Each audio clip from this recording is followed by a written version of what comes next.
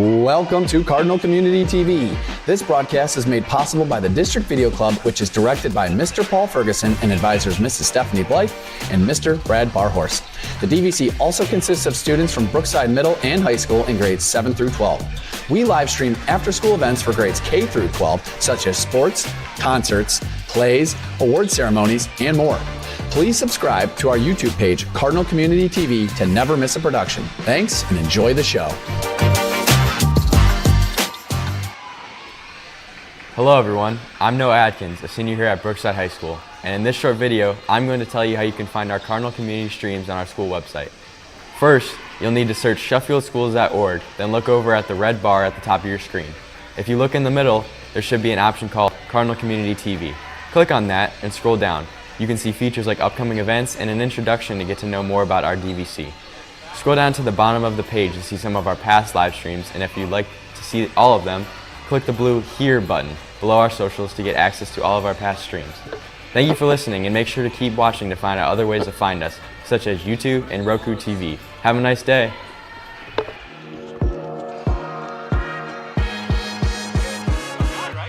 Hi, I'm Alex Hicks, a student at District Video Club. In this video, I'm going to show you how to watch live and past Brookside school events on YouTube. First, go to YouTube, and once you're on their homepage, go to the search bar. Type in Cardinal Community TV and click on the Cardinal. Once you have clicked on the Cardinal, you will see an option that says Live. Click on Live and you will see all of our videos. There you can also find our latest, our oldest, or most popular videos. You can also look on Playlists and choose a specific group of recordings. Thanks for watching. I hope this helps you in finding our events. My name is Alex, and I'm a sophomore here at Brookside High School. And I'm Trevor, and I'm also a sophomore here at Brookside High School. We both are part of the District Video Club, and if you're tired of watching our live streams on your phone and computer and want to watch our live streams on a bigger screen, you now can watch our live streams on Roku TV, Apple TV, and Amazon Fire TV. We will show you how to find us on the Roku TV, but the other two are very similar. First, you'll need to find the channels icon on your home screen and open it. There will be a search channel icon and click on it. In the search bar, you will type in Boxcast. There will be a green and white icon. Click on it, and to the right, it will say Add Channel. Click on that, and then it will say Channel Added. After that, click on the Go To channel, and the app will open, and then you'll see a magnifying glass that says Search. Search for an organization, and then you will type Sheffield and see our Cardinal logo, which you will click on. And after you click on that, all BMS and BHS streams will be available. We hope you found this video helpful, and stay tuned for more ways to find our stream. Thanks for watching.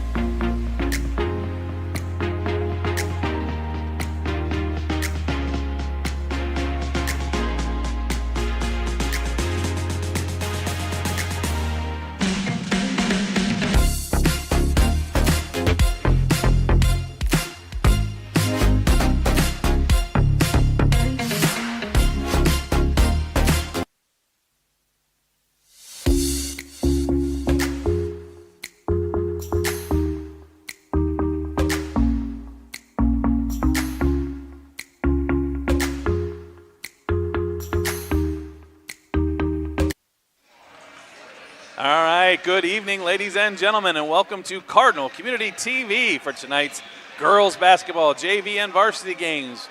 Tonight we're taking on the Eagles of Avon due to Oberlin not having a JV team in the JV action tonight, and then the varsity will take on the Phoenix of Oberlin. We're here in the Birdcage. I am your host, Mr. Brad Barhorst, and I'm joined by my partner, Mr. Noah Adkins. Noah, what can we expect tonight?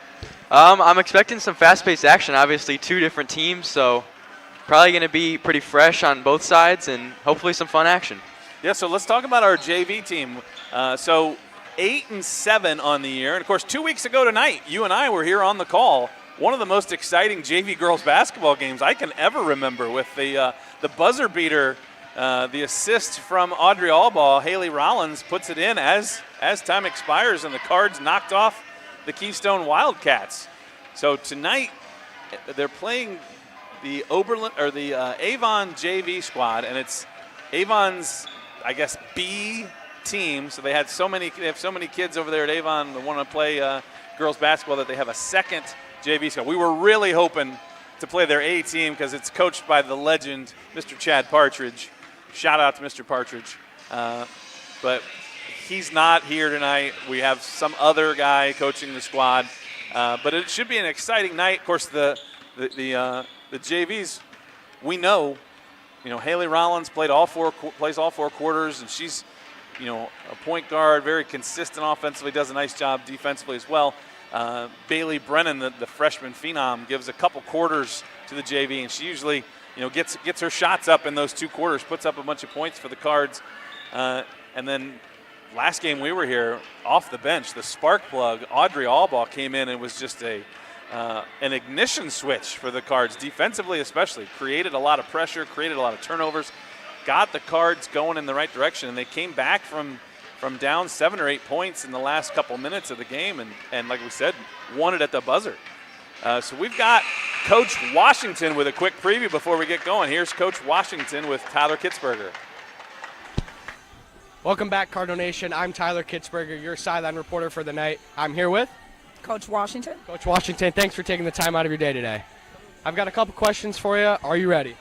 Absolutely. All right, question number 1. Going into tonight, it's not quite a conference opponent in Oberlin, so what's been a key message to your team as you go into a game for an opponent you're not quite familiar with? Pretty much my message to them is pretty much always defense, defense, defense. Defense leads to offense, so as long as we can control that defense out there, I'm pretty sure we can get some fast breaks out there. Love to hear it. Defense wins championships, am I right? Absolutely, absolutely. All right, and question number 2, as the season winds down, you got a lot of young girls. What's a message to this group of girls specifically going to be as, you send them up, hopefully to the next level to play with varsity? All right, absolutely, really to go into the off season, get your work out there, go to the parks, go to the gyms, and just work on your crafts, things that you had some issues with this year. Pretty much put that time in the off season and hopefully be prepared for next year. That's right, grind don't stop. And anything else you'd like to add? Oh, thank you so much. All right. Thank you, Coach Washington. Back to you, Cards. All right, thank you, Tyler. Great interview. Great. Thanks a lot to Coach Washington for taking time to do that here before the game gets started. Now, Noah, we know one thing as we look out here as this game gets ready. We better hope that the official that's about to throw up the ball is good, because we know the other guy is not going to do a good job for us, because that is Officer Keith Poole, one of the worst, one of the absolute worst. As the Cards get it, Avon controls the tip, and they try for a quick one, but it's lost out of bounds. The Cards will have it. Haley Rollins gets it in, and it's swiped away. The Eagles with a quick shot and score. Fast start for the Eagles. Some pressure early and get to the foul line, get a foul on the board. Looked like the pressure kind of surprised Haley as she went to inbound it, and the inbound pass was swiped away. Let's look at our starting lineup here for the Cardinals. Haley Rollins, we mentioned, is a junior. Megan Grayshaw, her fellow classmate. As the rebound goes to Haley Mertz, the freshman. Bailey Brennan is a freshman, and who did I miss? Chloe Jennings. Oh, Chloe Jennings right there, and she takes it up. Oh, boy, nice move, nice strong move to the basket, but no good. The Eagles come out with it.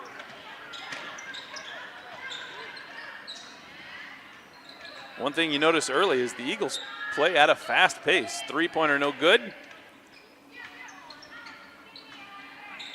Quick power move there and draws the foul. That's going to go against Haley Mertz. So the Eagles lead it 2-0 here, less than a minute into the game, and the Eagles are going to the foul line to shoot their second and third free throws of the game already. Oh, she called glass and then banks it home.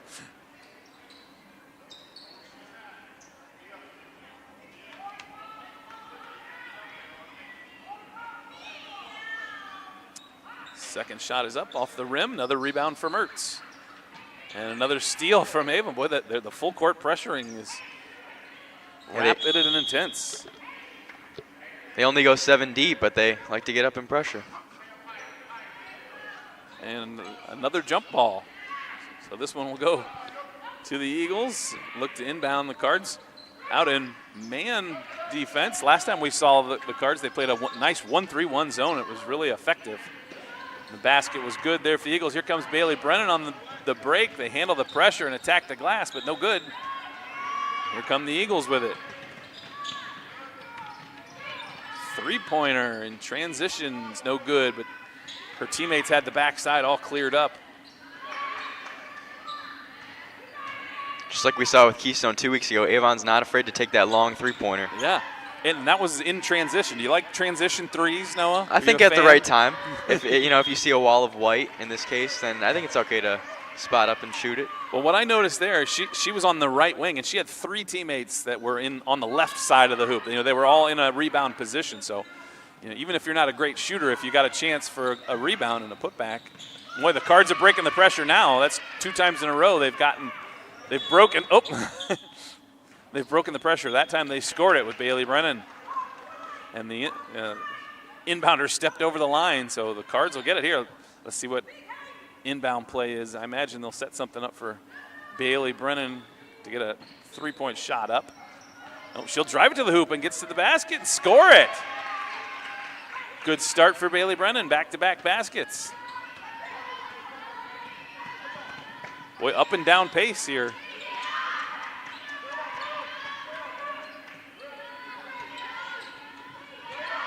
Entry pass, that was a nice little entry pass off the move, but can't finish it. Mertz with another rebound. That's at least 3 rebounds already for Haley Mertz, the freshman.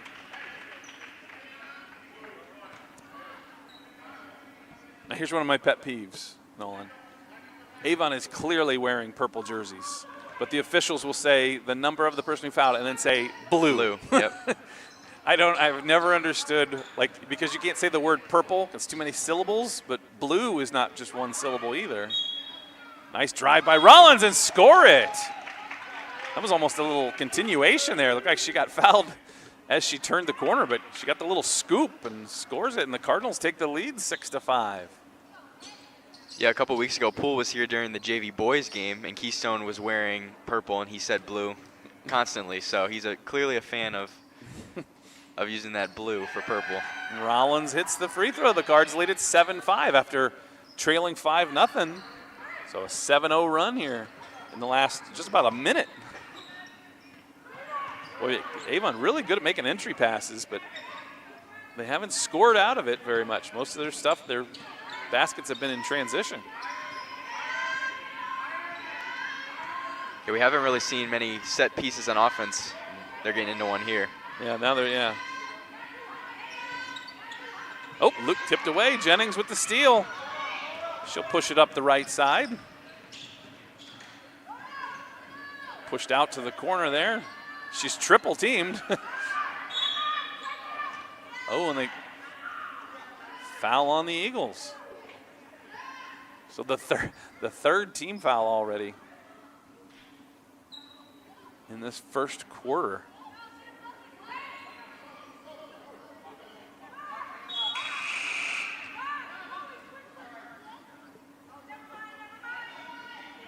All right, this is a different inbound play. Bailey Brennan is inbounding it here. Mertz will pop out. Brennan's coming around the other side, but it's stolen away. It was going to be a play to set up Bailey on the backside for a 3-pointer in the corner, but ball never got back around, and It'll be the third foul on the Cardinals here, so we got a hack fest. Of course, Officer Poole, he's a police officer. He can't be allowing violence here in the building. Sets the wrong tone, you know what I'm saying? Yeah, for sure. Oh, gets the bounce on that one. As Gabby Torres, the sophomore, enters the lineup, and Kaylin Simo. Oh, Gabby's going to have to wait a second. There she goes. Kaylin Simo, freshman, also into the lineup there.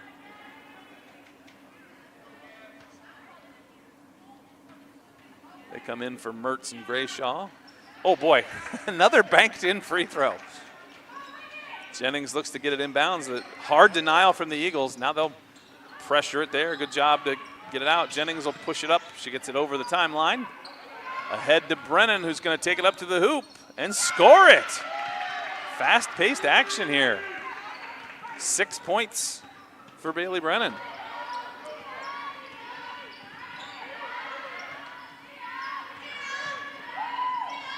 Three ball from the wing, off the glass, rebounded by Rollins. Rollins beats the double team, gets it ahead to Gabby Torres.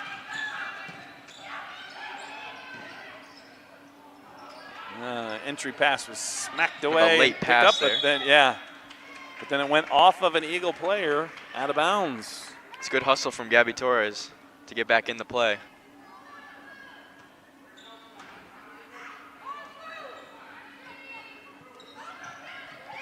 Brennan, and it right back to Bailey Brennan. Corner three, just off the mark.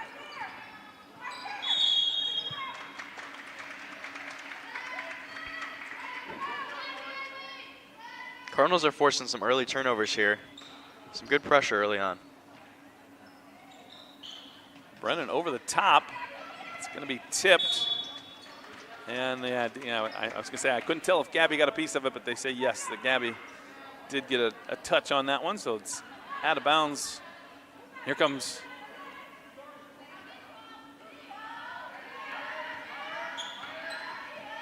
the Eagles.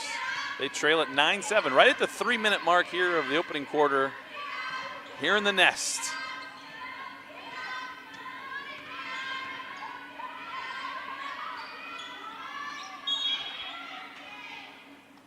Oh, an offensive foul as the ball was up in the air. Opposite to what we had 2 weeks ago, there was minimal fouls. And right. Today. Right.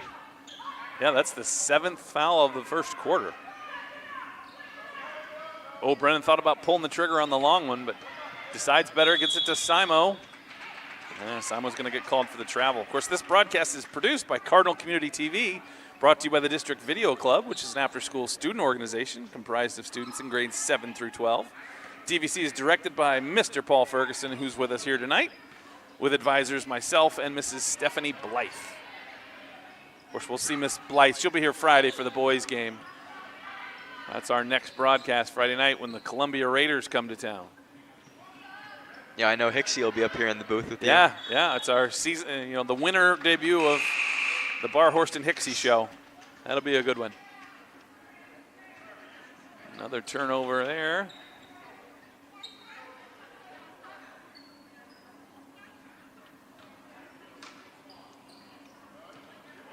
Brent, hits Rollins on the run. Tapped out from behind. They stepped on the sideline. Boy, I like that, the hustle by the Avon player, that running from behind and tapped the ball out without fouling. Torres back to Brennan. Nice fake there, tries to drive, gets shut off. Rollins will try the three. Swish! So 6 points each for Rollins and Nunez. Let's see that replay. All right. And tied up. Another jump ball. That's one of my favorite things of JV girls basketball is how many jump balls you can get in one game. There are in a game.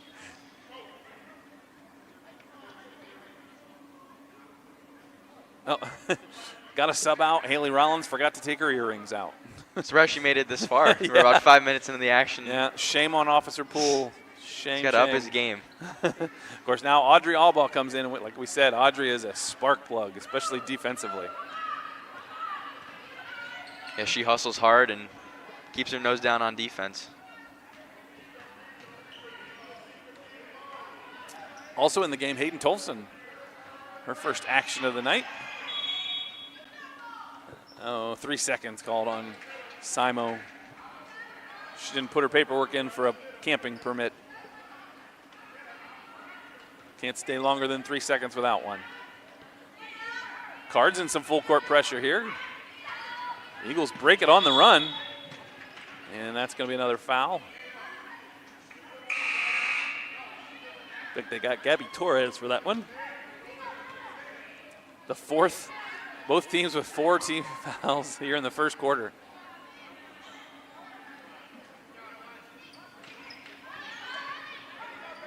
Oh, almost stolen away by Bailey Brennan. Entry pass, shots up no good. Offensive rebound for the Eagles. Oh, little scoop nice shot take. and score. Cuts the Cardinal lead to 12-9.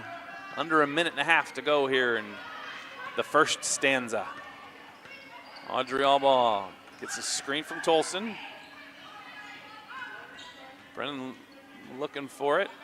Of course, Bailey's not going to come out. She's only playing 2 quarters, so she doesn't come out of the game. She's going to get out there and get after it for the full 14 minutes of play that she'll be out there. Haley Rollins is lined up and ready to come back in for the Cardinals here on the next dead ball. Simo takes a quick 2 off the glass and good. 14-9. Oh. Just off her fingertips at the end. If she just would have let it go, it would have been Cardinal basketball. Rollins back in the lineup for Tolson. Good job there just in that little brief time for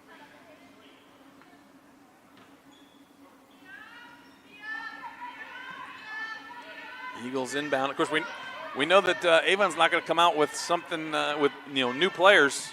They're not having a new lineup in the next quarter. So this is who they've got. They just have seven players on their roster here. As it goes out of bounds, the Eagles will keep possession.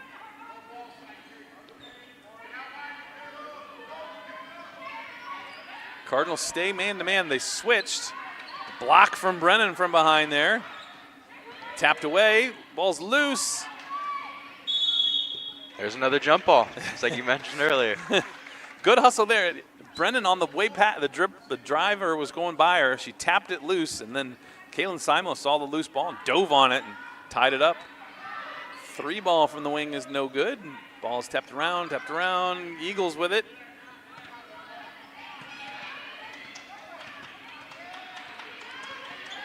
Some good pressure there from Bailey Brennan. She's obviously very feisty on defense. And not worried about fouls. She's only playing 2 quarters. There's a steal from Rollins. She'll drive it down the lane. No good, but Brennan's got the putback and scores.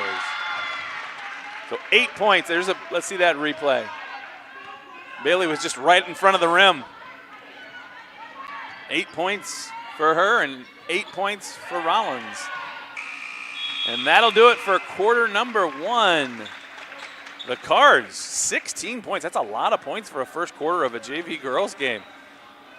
All right, we're going to take you to our first interview. This is with Miss Avery Davis from the varsity squad.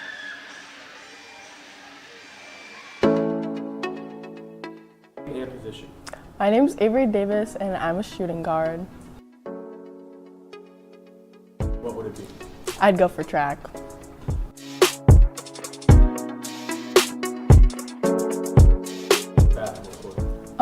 I get told I'm like a gazelle, I guess, on the court. Definitely staying, I guess, locked in for our goal to win our last couple of games, trying to get to 500 for sure.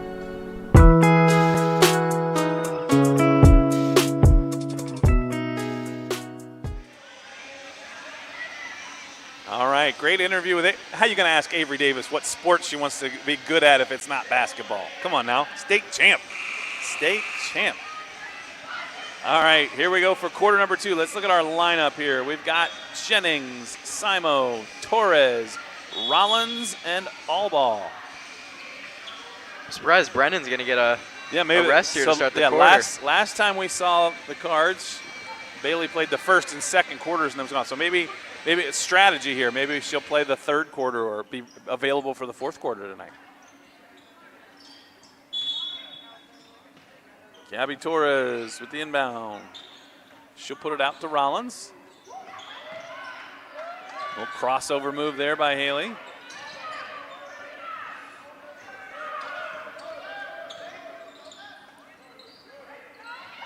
Still a lot of defensive pressure from Avon, but the Cards have been doing a good job beating it. That lost the handle that time, out of bounds. I tell you what, I really like the 5 that's on the court for the Cardinals. I think it's a good mix between scoring and defense and everything in between. Yeah, well, and you've got juniors, you got sophomores, you got freshmen, you got 3 great. Forced to turn over there. The double dribble.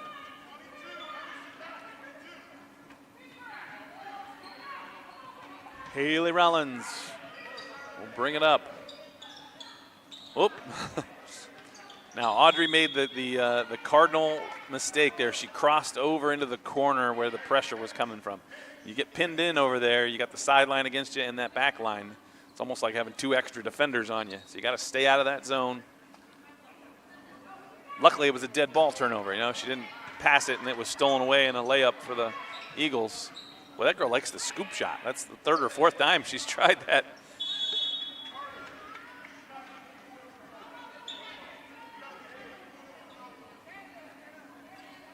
Another jump ball. Haley Mertz back into the lineup for Kaylin Simo.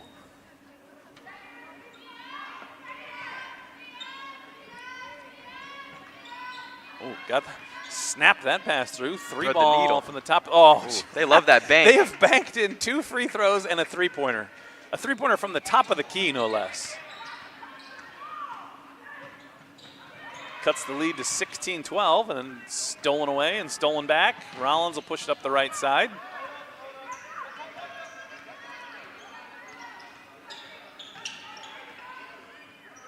See if the Cards can be patient against this pressure. Wait till they get their opportunity to really attack. Oh, the 5-second call. Coach Washington was calling for the timeout, but they didn't grant her they didn't bail her out with the call there.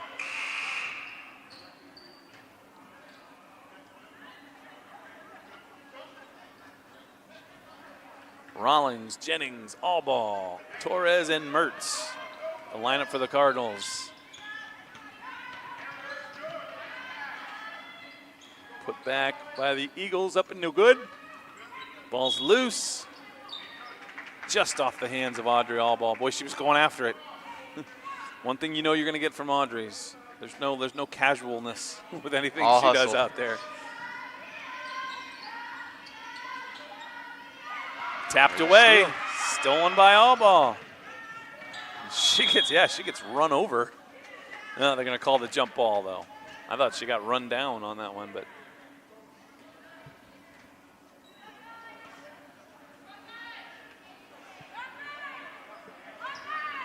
So it'll stay Cardinal basketball, 16-12. Our score. Yep, just put it in. Coach Washington says. Pop up from Mertz, gets a good screen. Rollins gets into the paint, kicks it to Torres. A little bit long, and the Eagles will rebound that backside. That girl get a nice job of boxing out because she knocked Audrey to the ground. Oh, the runner. A little floater from the elbow. Whoa, whoop.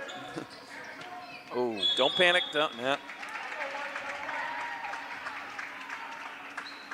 One thing that's tough to teach kids as they come up into high school is that 10 seconds really is a long time. They start to panic thinking they've got to get the ball over. Yeah, picking up the dribble. And 10 seconds is a lot longer than you think. Oh, a 3-ball. And the Eagles actually have surged into the lead here. 17-16 our score. Off the glass and out of bounds. As Megan Grayshaw comes back in the lineup, she'll come in for Audrey Bball.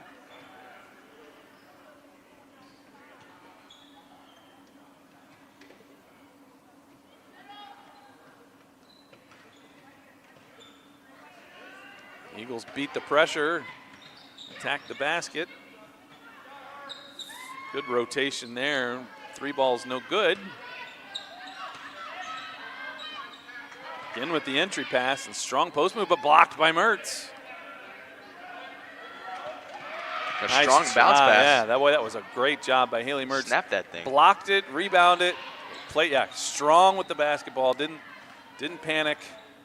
Jennings will go up, and they say she went up and came down with it. It looked to me like it got tied up, and it probably would have been a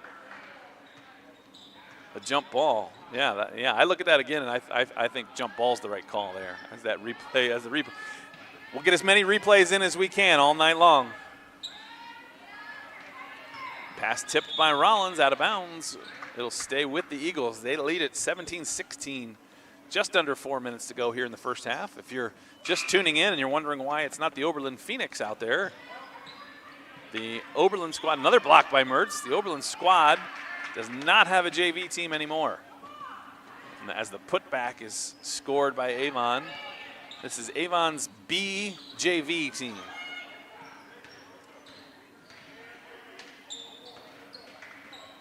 Good kick out by Mertz. Torres gets pinned down on the baseline. Rollins on the drive now. Nice pump fake by Mertz. She'll take the. Let's get the replay on that one. I just need that clip so I can play it in my class for Haley. I like the aggressive move. She had a great shot fake. Aggressive move. Ball went clear up and over the backboard. So I am going to track Miss Haley Mertz down, and she's going to hear about that one. By the way, Coach Ferg did refuse to do the replay on that one. So Haley Mertz, if you're watching this later, he's on your side. She was laughing about it. He's like Nationwide. He's on your side, but good play by Torres, and Grayshaw gets the steal, but has it swiped away, and then Grayshaw steals it right back. But then she fell to the ground, and that's going to be a travel.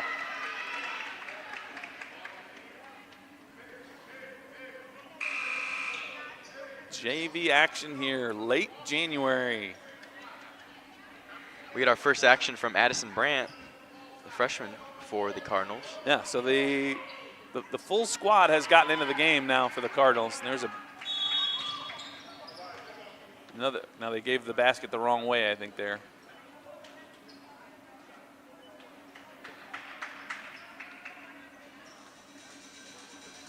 We're not complaining, but I think they gave the basket the wrong way there. I think they gave the Cardinals the point. Let's do the 30. We got another timeout, another interview here with Miss Bella Diaz.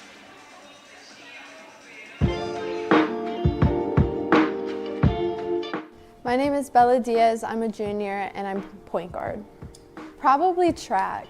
What event in track? Pole vault for sure.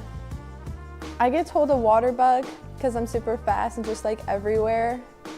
Just continue working hard and being disciplined and just patient. We knew this was gonna kind of be a rough year, so just play hard and see what happens. Hi Mom, hi Dad. All right, awesome interview. Hey, we're 2 for 2 tonight on the kids wanting to go to the Olympics in track and field. Bella Diaz, of course, Bella is on our school record board, not once, but twice. Bella has the sprint medley school record, and she's a part of the school record 4x1 team. 4x1 team that was in the regional finals last year, Noah. Yeah, that was a team that was fun to watch all season. Yeah, they broke the school record, I want to say 5, maybe even 6 times last year. The time just kept coming down. You have a replacement for Zariah yet in mind? Yeah, that's what we're hoping. We just got to find the one. You figure you've got 3 of the 4 back, so right. If they're all 3 of them just even a little bit better, it should be easy to find somebody to slide in there and be a very good relay team again. Loose ball, it's on the ground. The Eagles have it, but it's going to get tied up. Good job by Jennings to reach in there and tie that one up. Of course, Bella, we'll be talking about her later for the varsity game. Last time we played Oberlin, Bella Diaz had 28. Big scoring night for her. We'll see if she can do that, repeat that action tonight in the varsity game. Oh, big time block by Mertz. Get that weak stuff out of here, Campy Russell would say.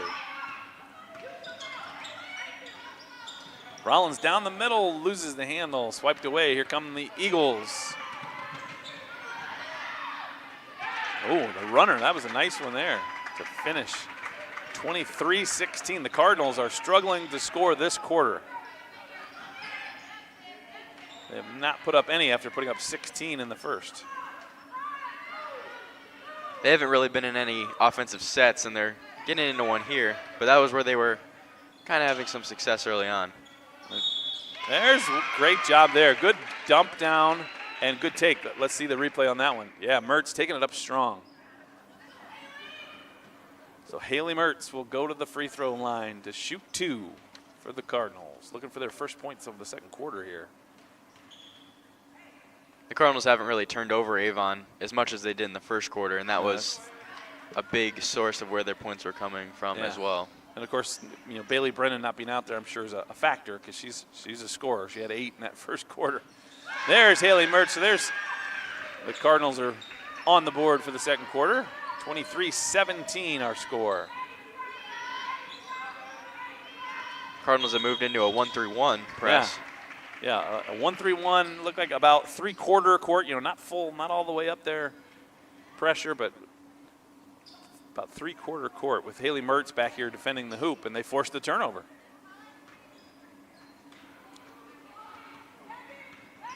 Haley Rollins with it. Nope, just out of the reach of Brandt and out of bounds. So the Avon Eagles, not coached by Mr. Chad Partridge, coached by some other person. So disappointing. Another turnover forced by the Cardinals. So the 1-3-1, you know, they haven't gotten steals out of it, but the Eagles have not gotten a shot up yet either.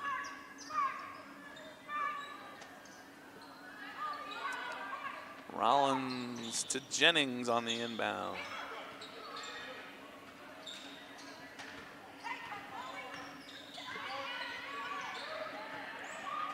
Jennings loses the handle. She gets on the ground for it. It's tied up, and yet we're going to get that jump ball. Coach Washington really wanted the jump ball call.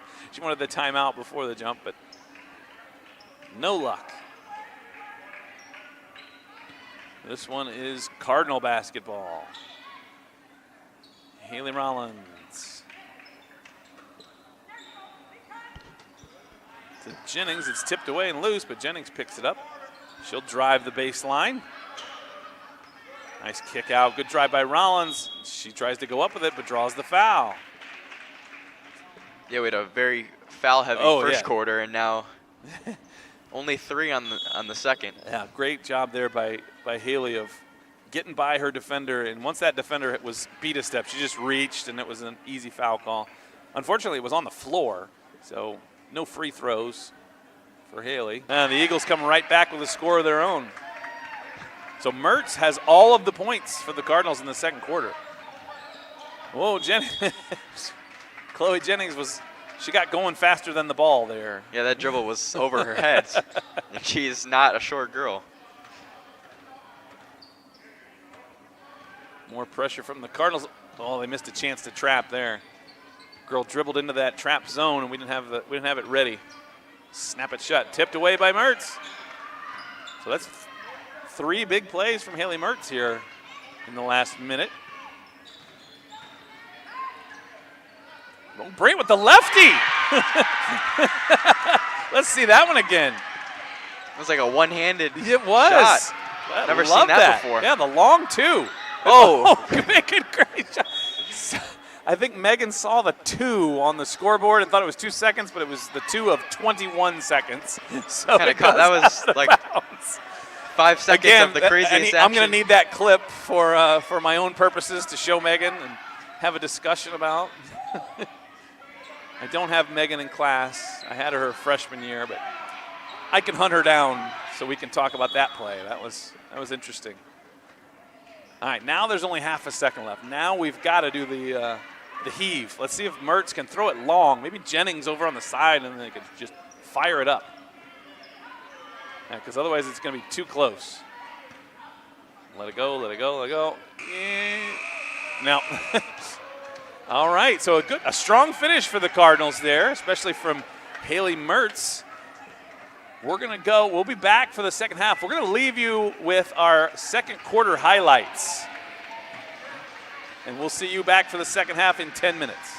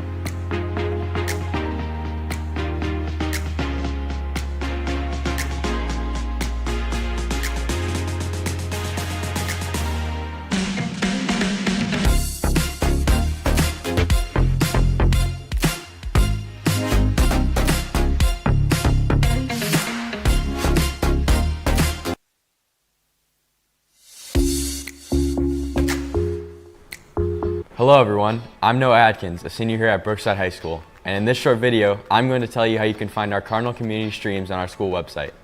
First, you'll need to search SheffieldSchools.org, then look over at the red bar at the top of your screen. If you look in the middle, there should be an option called Cardinal Community TV. Click on that and scroll down. You can see features like upcoming events and an introduction to get to know more about our DVC. Scroll down to the bottom of the page to see some of our past live streams, and if you'd like to see all of them, click the blue Here button below our socials to get access to all of our past streams.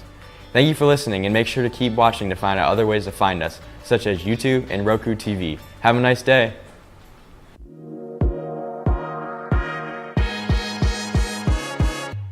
Hi, I'm Alex Hicks, a student at District Video Club. In this video, I'm going to show you how to watch live and past Brookside school events on YouTube. First, go to YouTube, and once you're on their homepage, go to the search bar. Type in Cardinal Community TV and click on the Cardinal. Once you have clicked on the Cardinal, you will see an option that says Live. Click on Live and you will see all of our videos.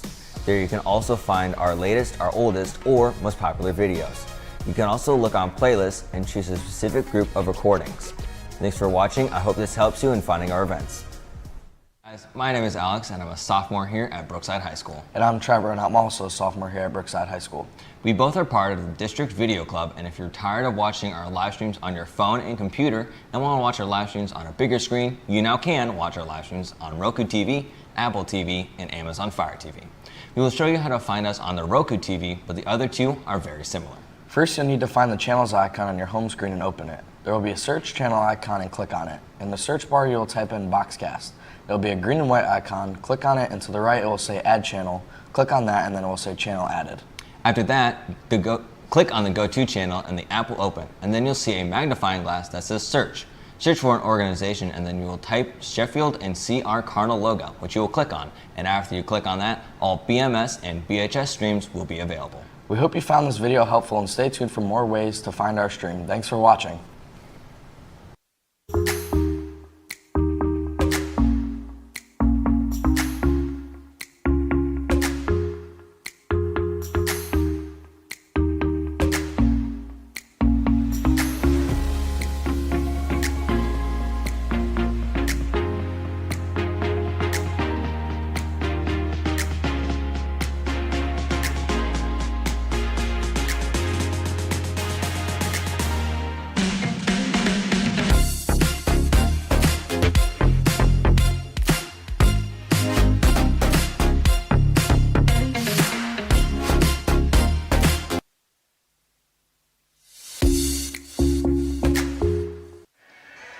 And welcome back for the second half.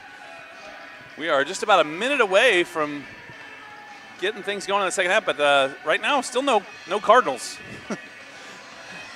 Yeah, we just got the varsity players in some street clothes out there right now. Yeah, somebody needs to knock on the door there. And there's the horn. I mean, it's so late that Officer Poole's already back out here.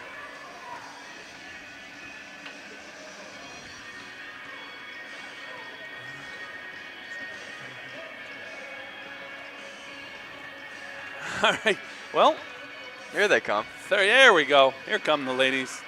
30 seconds away.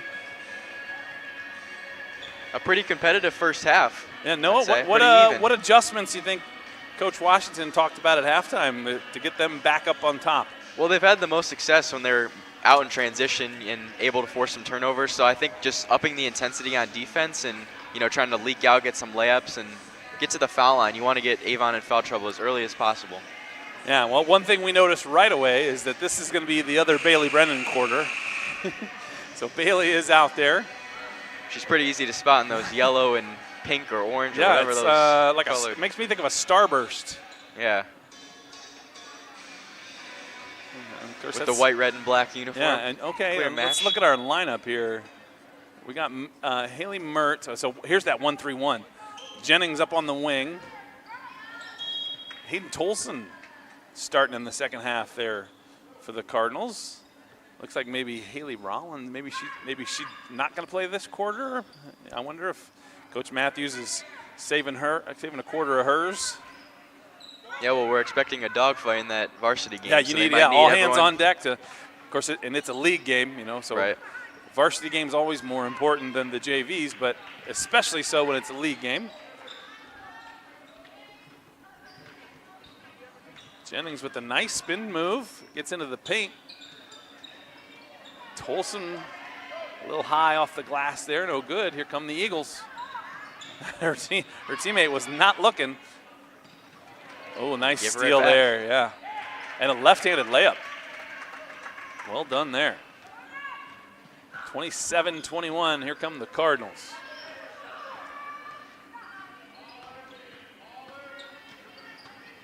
Brennan around the right corner, puts up a floater, no good, but Jennings, nice offensive rebound there. Oh, yep, she got caught on her hip a little bit. I think she wanted to do a hesitation move, but it kind of like caught on, like you said, got caught on the hip there and turnover. So extended pressure here from the Cardinals. Brennan steals the inbound. Throws a hook pass and it's stolen away. But a double dribble. So 3 turnovers in about 4 seconds. Yeah, I would say it would be a world record, but I'm sure there's been crazier things. Tolson with it. She's going to set a screen here. Yep, Brennan's going to get a shot up. Nice, well done inbound play, but no good on the shot. Mertz was in a position for a rebound, but it was short, so it came down inside of where she was positioned. I like that inbound play a lot, especially when you have a good corner shooter.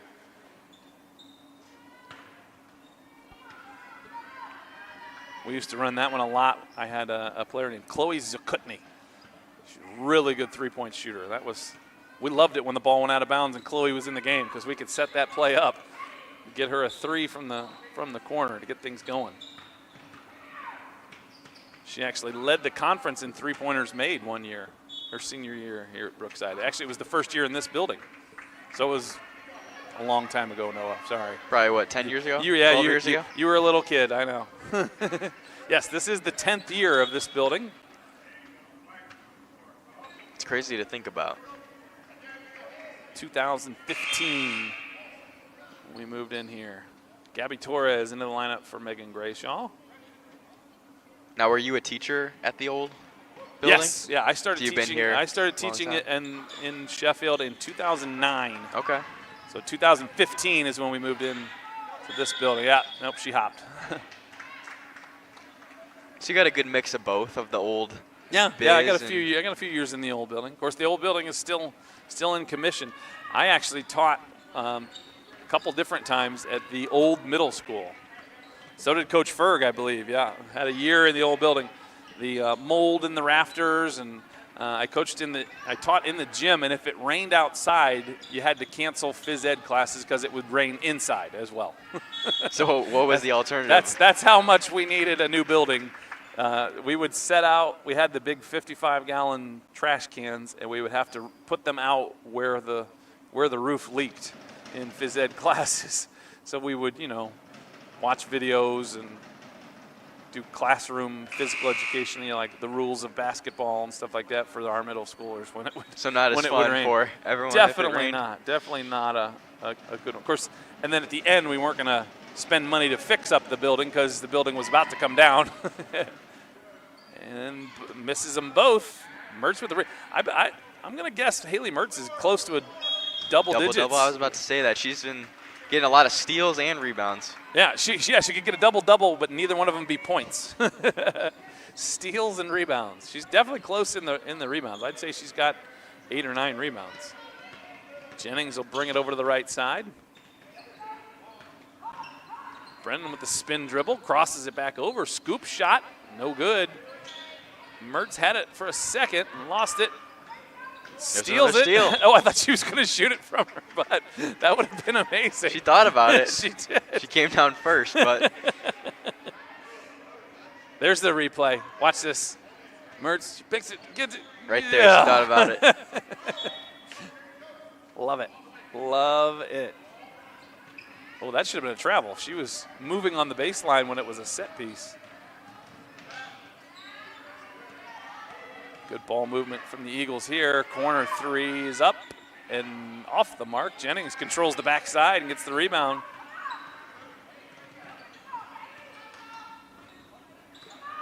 you got to make the run here while Bailey Brennan is still in the game, assuming she's not playing that fourth quarter. Yeah. We'll work under that assumption because she usually just plays 2 quarters. Oh, block by Brennan. Yeah, we have to assume that she's not playing the fourth, so they need to make a move there. Let's see Brennan on this block. Yeah. Nicely done there by Bailey. Unfortunately, it carried her out of bounds, so she couldn't grab it. Oh, nicely done inbound. That's the same inbound play we run. It always amazes me when kids fall for an inbound play that they run themselves. So that 3-pointer makes it. Now, I guess they're only giving it 2. Saying she had a foot on the line, maybe? The scoreboard only has it 29-21, so. All right, we're going to skip Coach Ferg. We're going to go down to the interview with Bree Slaughter here for this 30-second timeout. Here is Bree Buckets.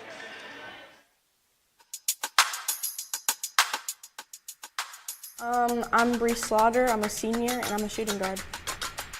My go-to pregame song would probably be Good Life by Kanye West and T-Pain. My favorite player is probably Kaylin Clark. My main goal for the rest of the season is to just keep winning games and have a better season than we did last year. That's all we can do, and have fun, because it's my last year.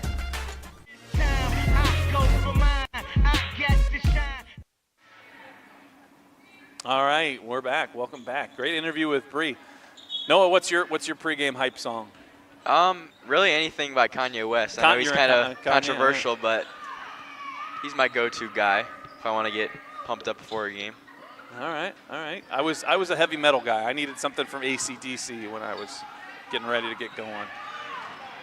Maybe a little Metallica, Enter Sandman, or something like that. Okay. Nice. That was a block by Torres. Boy, lots of blocks in this game, and that counts as a rebound for Haley Mertz. So I would say safely in double digits there. Jennings forgot how tall Audrey Bball was and puts that one out of bounds. Yeah, if there was 3 of Audrey stacked on top of each other, that would have been a tough, accurate pass. Here we go. Here's a little extended pressure with Audrey Bball. Oh, it's tipped. It's swiped away. Yes, Torres will come out with it. Keeps the handle on it on that right sideline. Now she has it tapped away and stolen by the Eagles. They'll break the pressure and attack the right side. Good defense from Mertz there. She walled it up and forced a long 3 from the backside. It's off the mark, and it's saved by Jennings, but picked up by the Eagles. And another jump ball. This one will stay with Avon. Here comes Kaylin Simo in the game for Haley Mertz.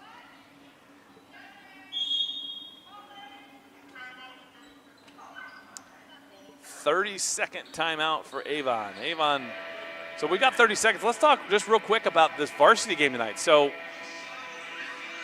December 18th, the Cardinals went to Oberlin and got a win, 60-51. So a good game, right down the wire, and that's pretty high scoring game, 60-51. You score 51 points, you figure you're going to win most girls basketball games. We had Bella Diaz with 28, Marky Aliff with 13 for the Cardinals, and Janiyah Bowen Pride for Oberlin with 23. So 2 players over 20 points. So we'll hope we'll see that kind of scoring again tonight from both squads, and hopefully the Cardinals will come out on top. The Cards need another win here in the league standings to keep themselves in the middle of the pack. You don't want to slide down to the bottom. Of course, we're ahead of Black River, Clearview, who we've beaten twice, and Oberlin. Oberlin's trying to catch up to us in the standings.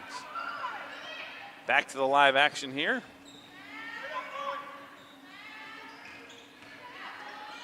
Runner, no good. Jennings getting up there in the rebounding department tonight as well.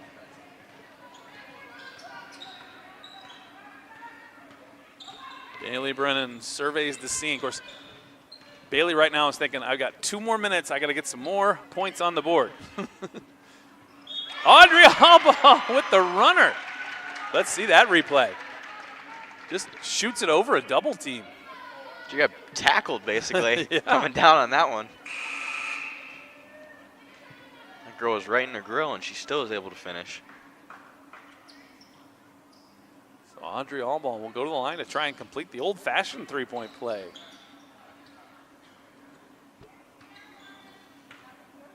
Oop. Yeah.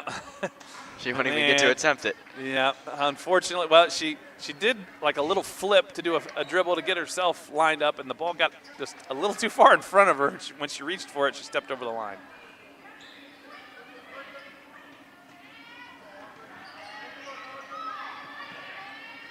Ooh, almost stolen. Yeah, Brennan almost had the swipe there. Here come the Eagles right down the middle. No good, though. Brennan picks it up. Torres with it now, back to Brennan.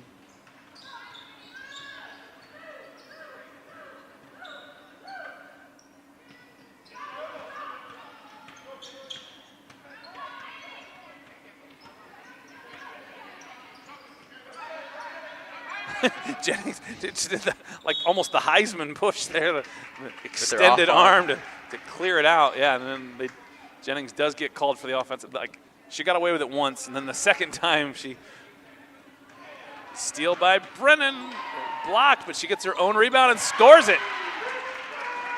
29-25.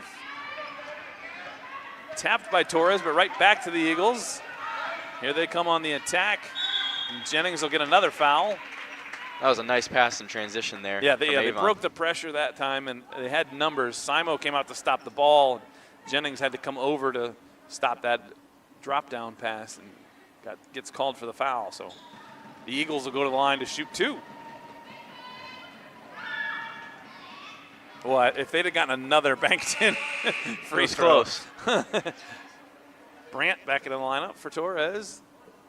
I still can't get over that one-handed jump shot from earlier. I haven't seen anything like and that. Left-handed. Yeah. It was impressive.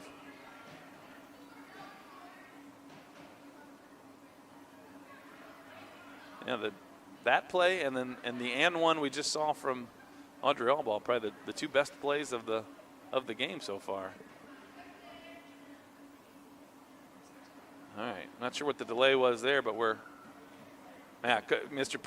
Officer Poole's tapping his chest, so he screwed something up. No surprise there. There's the free throw, and nope, too soon. Yep. Off the bank again, but rimmed out. Yeah, an Eagle was in the lane too soon. Yeah, an Eagle got in there too soon. So Bball gets it right back to Jennings. Over to Brennan. She'll cross it through. Boy, it looked like she got tripped, but no call. That was a funky looking layup. Well, she got out of sorts because she wasn't on the angle that she wanted for the layup. Like, she was on the left side and tried to get across to the right, but ended up in front of the rim. And if you can't just jump up and dunk it from the front of the rim, that's a really hard layup. The front of the rim.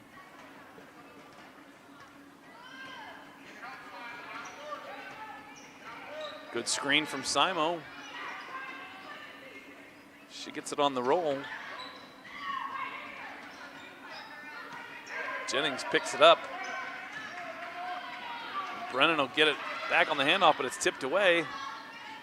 Passed up ahead. And another foul. It's going to get called, and that basket's going to be good.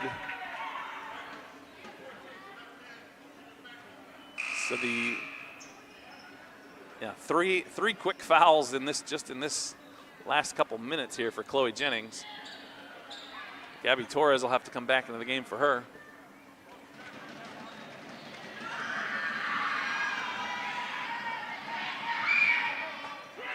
Free throw is good to complete the three-point play. The Eagles lead it 32-25 as we wind down quarter number 3.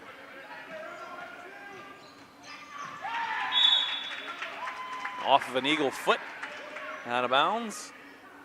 Cards will keep possession.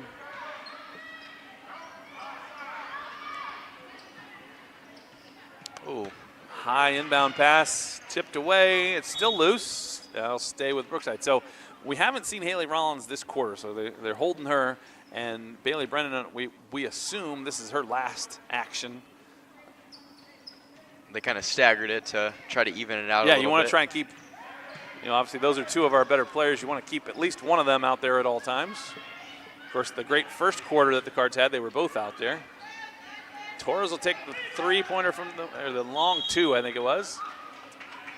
And good hustle by Bball, but she had a foot on the line when she touched that one inbounds. Hard denial from the Cardinals, stolen by Bball. She puts it up and draws the foul.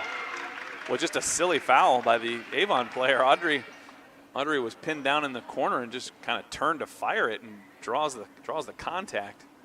Yeah, even if she makes that, that's a long two. Yeah, You're it's a hard more than shot. willing to let up that shot. Yeah, I love the corner three, but the long two from the side is like the toughest one in basketball because you have no depth perception about how far from the hoop you really are. It's hard to get a rebound on a missed shot there. And it looked like she was so even with the baseline that she was probably even with the backboard. So she would have had to really Audrey makes the second, 32-26, under 10 seconds to go here in quarter number 3. Oh, the Eagles, nice job breaking the press there, but they missed the layup. They get the steal, and did he call the foul or did he say the quarter's over? They're saying the quarter's so good. It was close. I didn't know. He blew the whistle as the buzzer went off. I didn't know if he was calling the foul or he was just indicating that the quarter was over. He was, in fact, indicating that the quarter was over. So at the end of 3, it's 32-26. Now we have an interview with senior Mari Banjoff.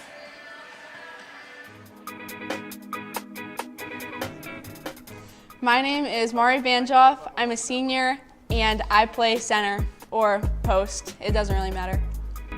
My go-to pregame song would probably be In Your Eyes by The Weeknd or anything by Lana Del Rey.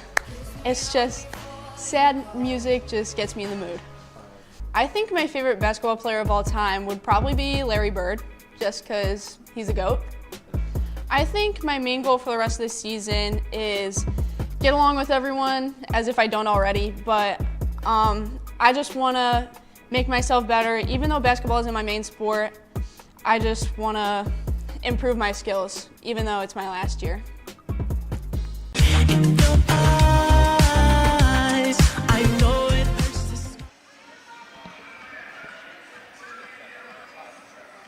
All right, welcome back. Great interview with Mari. How about Larry Bird for a favorite player? Yeah, I know little Trevor Kitzberger likes to call her that now because she's in our advanced video production class now, so that's kind of her new nickname. Yeah, that's an interesting one for somebody that obviously never saw Larry Bird play live because he's been retired for close to 30 years. All right, here we go. Fourth quarter action. Yes, Haley Rollins is back in the game for the Cardinals, but Bailey Brennan out. And yeah, Bailey's not on the bench anymore, so she's in the locker room getting ready for the varsity game. So they'll have to do it without her.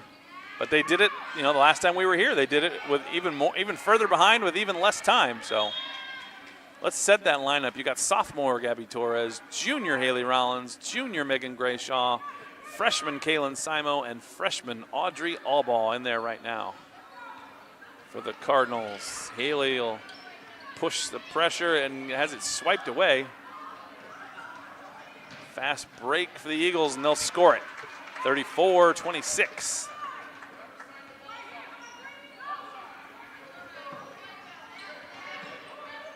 Another steal by the Eagles. Nice pass. Well done. That's a good break right there by the Cardinals. So a quick spurt to start the fourth quarter puts the Eagles up 10, 36-26.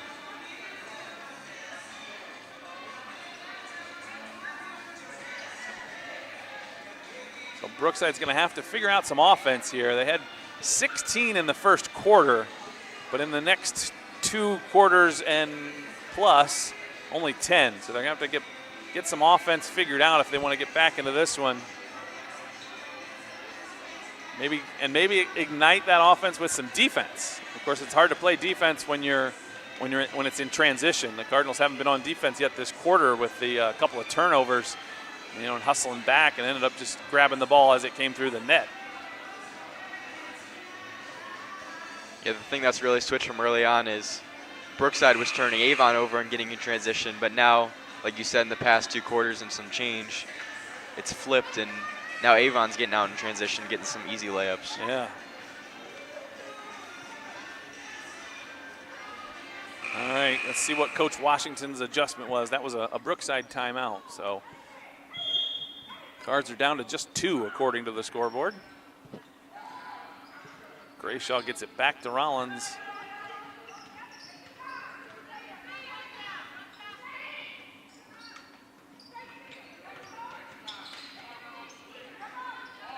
Rollins surveys the scene, goes to her left. Simo from the wing, off the glass, no good. Carries out of bounds. Eagle basketball. Let's see if the Cardinals, they're going to get up in full court pressure here. Let's see if Audrey Allball and the rest of the ladies can spark something here. A switching man-to-man full court pressure there. They try to get that 5-second call, tap that entry pass out.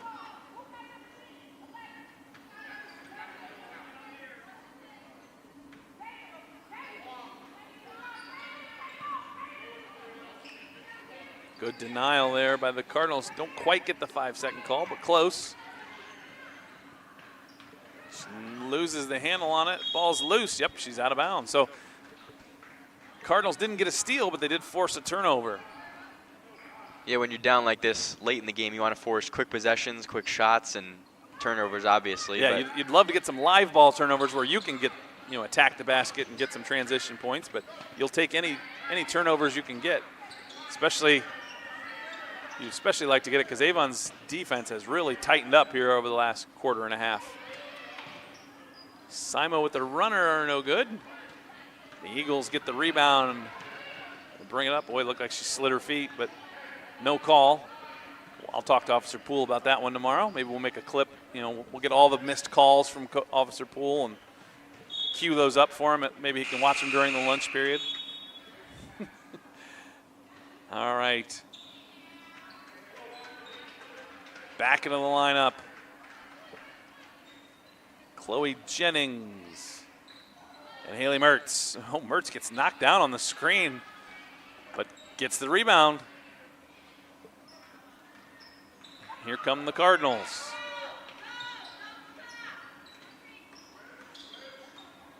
Rollins crosses it over. She drives down the lane. Thought she had a teammate cut into the basket, but nobody cut. Ball was scooped up by the Eagles. Here they come in transition. Jennings knocks it loose and out of bounds. So the Cardinals came into tonight 8-7 on the JV season. Looking to stay ahead of it and have a winning record for the season. That'd be a nice boost to the program. But if they want to leave tonight with a winning record, they've got to get some offense going. They've been stuck on 26. Got to find a spark offensively. Jennings from the wing. Hit the bottom of the rim and slid out of bounds. Good effort by Audrey Allball to try and save it, but no luck. Brandt's back in the lineup for Allball.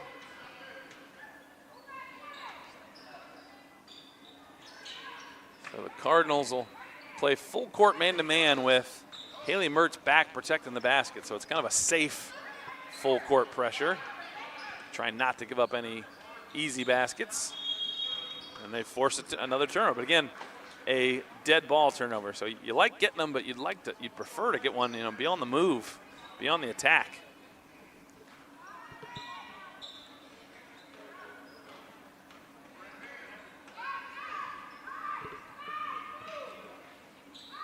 Mertz bounces it right back. There's a nice play, a little give and go from Rollins to Mertz. Back to Rollins. She draws the foul on the scoop. Yeah, the Cardinals have had some success tonight when they're going towards the basket. They've been very stagnant when they're going side to side. And when you're going downhill, it's a lot easier to make the defense actually play defense and foul you. Haley Mertz with the nice pass back. And then the scoop from Rollins draws the foul. She makes the first free throw. So the Cards get off that 26 mark that they've been stuck on. And she makes the second. 8-point game. Right where we were 2 weeks ago. Right about where we were about this amount of time, too. Mertz forces a missed shot. Rebound to Brandt. Here comes Megan Grayshaw.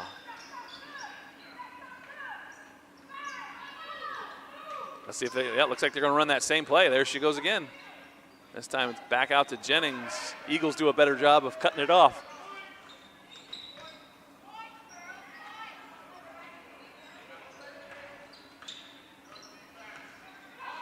Yeah, really strong defense. Cardinals having trouble getting any look at the basket. Rollins will, yeah, she'll initiate the contact and draw the foul. Number 2 on the Eagles here in the fourth. Like you said earlier, there were, what were there, 9 fouls in the first quarter, and there probably probably haven't been 9 the rest of the game.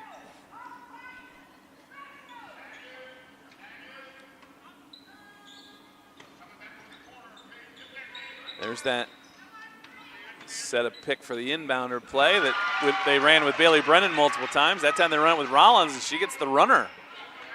36-30. Long cross-court pass. The Eagles break the pressure. Let's see if they can force a mistake or at least a quick shot. Don't want the Eagles to run a lot of time and run a lot of offense. There's good pressure from Grayshaw. She forces the tie-up. And it'll be Cardinal basketball on the jump.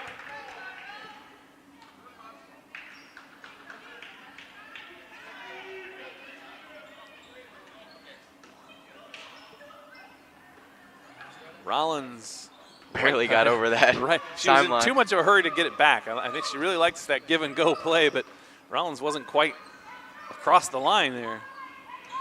Good hustle from Haley. Jennings. Here comes Brandt. She'll drive it into the lane. Oh, one step too far. And a timeout for the Eagles. So 2 minutes, 35 seconds to go in this one.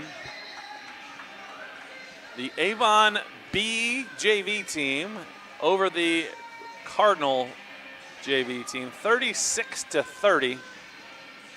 So the Cardinals are doing the right things defensively. They're forcing turnovers. They're getting up full court and pressuring the basketball, but they haven't capitalized enough. You know, it was a 10-point game, and they've gotten it down to 6, but that's still a long way to go with 2.5 minutes to go.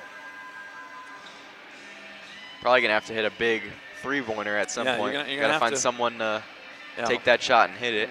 Rollins or Jennings, I would think, are your 2 best candidates.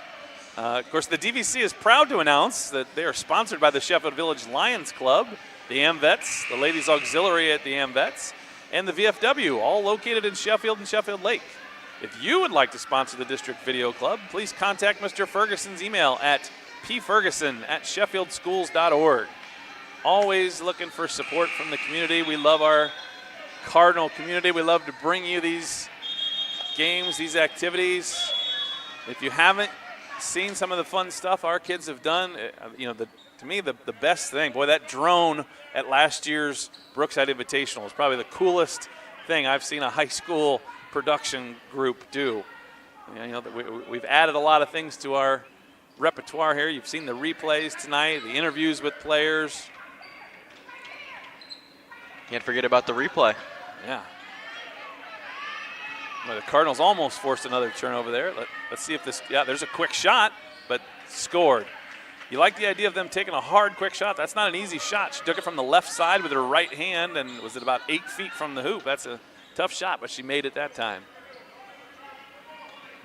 Mertz is like solely going on the give and go at this point. That time it was tapped away from Rollins.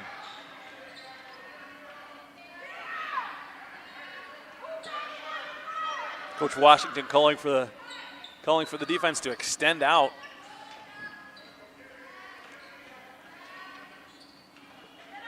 The Eagles content to run clock with an 8-point lead. Ooh, a great block. Mertz, she might have a triple-double and only score 3 points. Blocks, steals, Blocks, rebounds. steals, and rebounds. She definitely has double digits on rebounds. Grayshaw with the 3, no good. Yeah, the Cardinals are kind of running out of time. They got to get a minute turnover and a half. too fast. Yeah, they forced a turnover there, but again, dead ball turnover. Audrey Allball comes back into the lineup for Grayshaw. You got to get points on this possession. Yeah, with and a minute 23 the sooner left. the better. The sooner the better, for sure.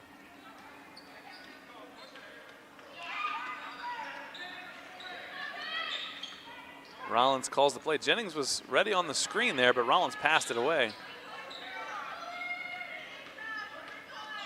Jennings brings it around. It's Rollins on the cut. Hayden Tolson takes it, and she draws the foul. But again, a silly foul. If I'm Avon's coach there, you shooting somebody who's fouling from the side from 10 feet. Yeah, that's what he just said. He said smart, so clearly not what they wanted. But Hayden Tolson lines it up. No good there. Yeah, and again, the other thing that Avon doesn't want is the clock to stop. You know, this is a chance for the Cardinals to score without any time coming off the clock.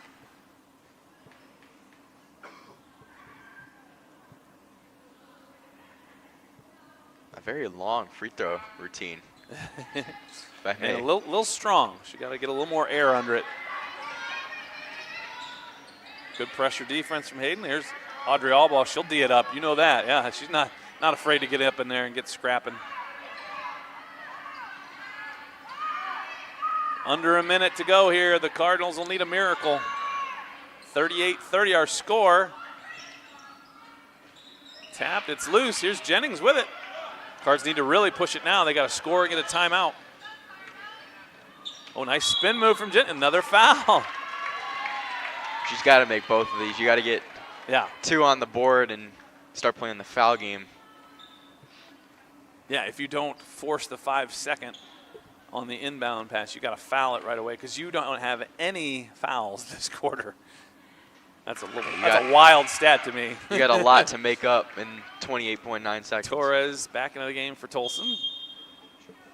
And a full timeout called by the Avon coach. Avon's coach, I'm sure, is going to say, hey, we don't under any circumstances need to foul anybody under a minute to play in the game. And now we're under 30 seconds to play in the game, and we've got what should be a comfortable lead, and we're trying to give it away.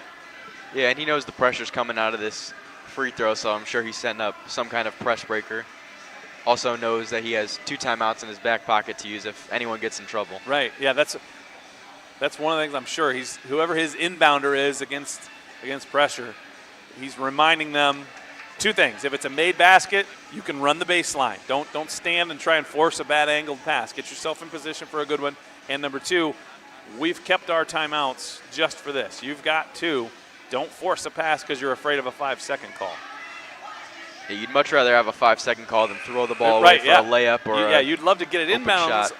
One, if you can't get it inbounds, call timeout. But if you can't get it inbounds or call timeout, eat it. Eat the 5-second call. At least you can set up your defense. Don't give up a live ball.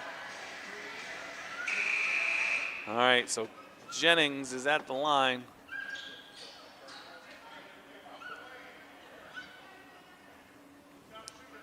As we wind January down. Jennings nails it. Cuts it to 6. Hard denial there. And the Cards are trying to foul without overly fouling. Still have 3 to give. So as less time as possible can come off that clock. Got a foul. You got a foul. Rollins tried to foul, but Officer Poole wouldn't call it. Too much time. Gabby Torres tried to foul. They didn't call. There, they'll give him the call. Lost about 14 seconds just on that, and they still have 2 more to give. You still got to do it again. So you really want to try and deny the inbound pass, get the 5-second call, and if you can't, you gotta foul. You gotta foul it.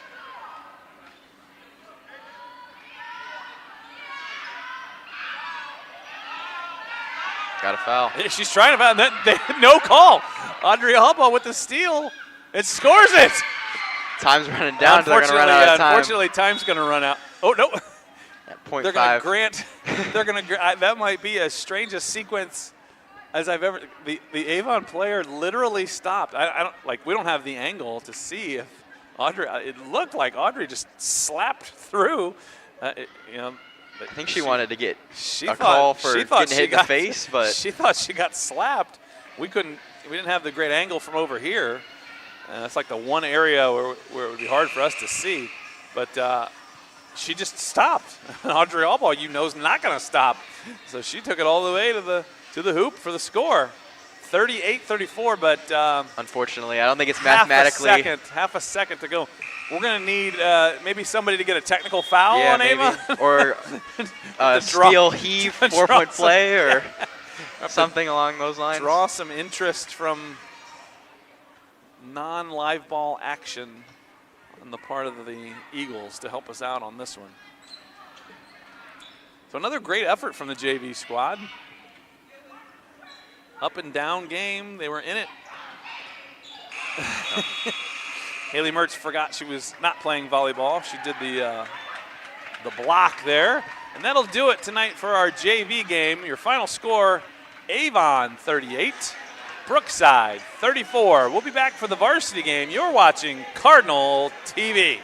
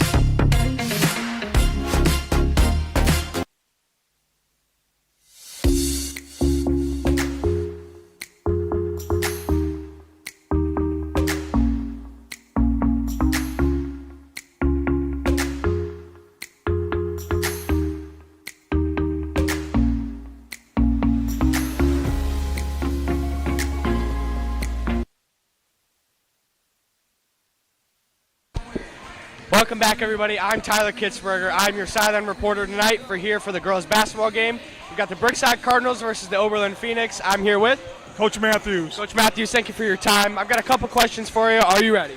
Yes, sir. All right, here we go. Question number one, coming into tonight, it's your second time playing the Phoenix. You got any key players to look out for maybe on the, for your squad or maybe to look out for the Phoenix?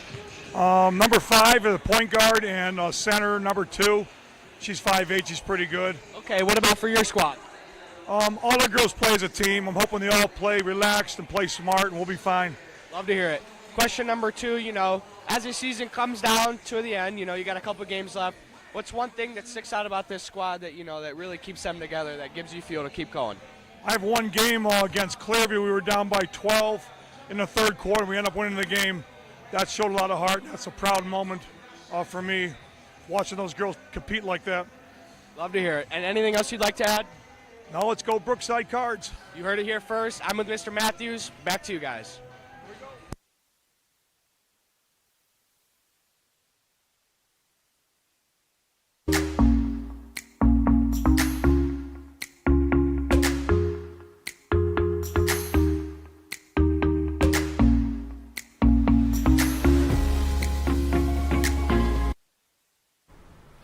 Hello everyone, I'm Noah Adkins, a senior here at Brookside High School, and in this short video, I'm going to tell you how you can find our Cardinal Community streams on our school website.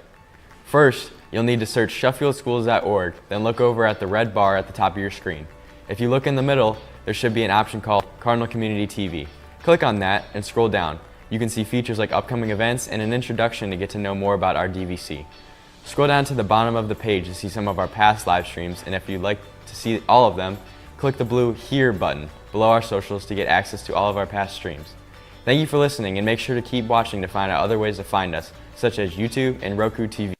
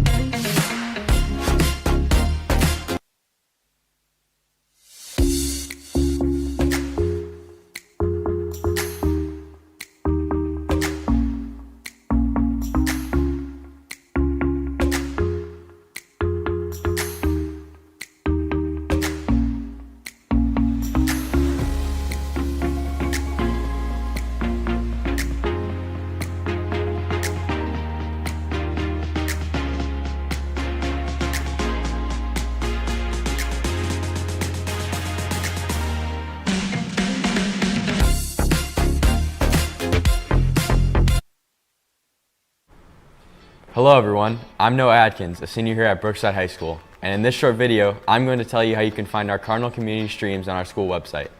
First, you'll need to search SheffieldSchools.org, then look over at the red bar at the top of your screen. If you look in the middle, there should be an option called Cardinal Community TV. Click on that and scroll down. You can see features like upcoming events and an introduction to get to know more about our DVC. Scroll down to the bottom of the page to see some of our past live streams, and if you'd like to see all of them, click the blue Here button below our socials to get access to all of our past streams. Thank you for listening, and make sure to keep watching to find out other ways to find us, such as YouTube and Roku TV. Have a nice day.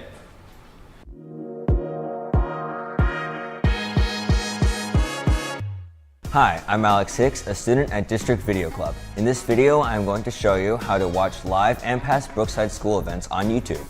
First, go to YouTube, and once you're on their homepage, go to the search bar. Type in Cardinal Community TV and click on the Cardinal. Once you have clicked on the Cardinal, you will see an option that says Live. Click on Live and you will see all of our videos. There you can also find our latest, our oldest, or most popular videos. You can also look on Playlists and choose a specific group of recordings. Thanks for watching. I hope this helps you in finding our events. Guys, my name is Alex and I'm a sophomore here at Brookside High School. And I'm Trevor and I'm also a sophomore here at Brookside High School. We both are part of the District Video Club, and if you're tired of watching our live streams on your phone and computer and want to watch our live streams on a bigger screen, you now can watch our live streams on Roku TV, Apple TV, and Amazon Fire TV. We will show you how to find us on the Roku TV, but the other two are very similar. First, you'll need to find the channels icon on your home screen and open it. There will be a search channel icon and click on it. In the search bar, you will type in Boxcast. There will be a green and white icon, click on it, and to the right it will say Add Channel. Click on that and then it will say Channel Added. After that, click on the Go To channel and the app will open, and then you'll see a magnifying glass that says Search. Search for an organization and then you will type Sheffield and see our Cardinal logo, which you will click on. And after you click on that, all BMS and BHS streams will be available. We hope you found this video helpful and stay tuned for more ways to find our stream. Thanks for watching.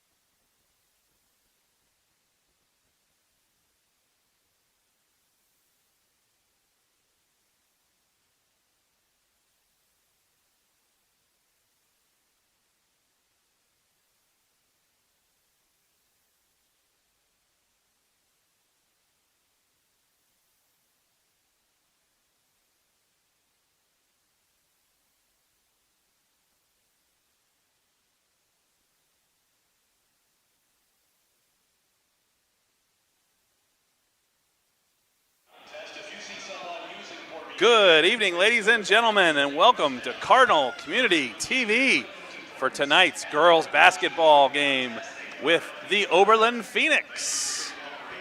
We are here in the birdcage. I am your host, Mr. Brad Barhorst. I'm here with senior Noah Adkins. How does it feel to have that? Like, we're running out of time calling you senior Noah. I know, it's officially second semester and it's going really fast. And track season's on the way, so yeah, we go even more fast. We're into the second week of the fourth quarter of the end. Okay, we've got a good one for you tonight. The Cardinals coming in just a little over a month ago, beat the Phoenix at their place. Good game, 60-51. And so we'll see what the Cardinals have in store tonight. We're going to take you here. We're going to get a look at, here is our girls basketball intros. Hi, I'm Avery Davis. I'm a junior and I'm a shooting guard. Marky Aliff, sophomore, wing. I'm Bree Slaughter, aka Bree Buckets. I'm a senior and I'm a guard.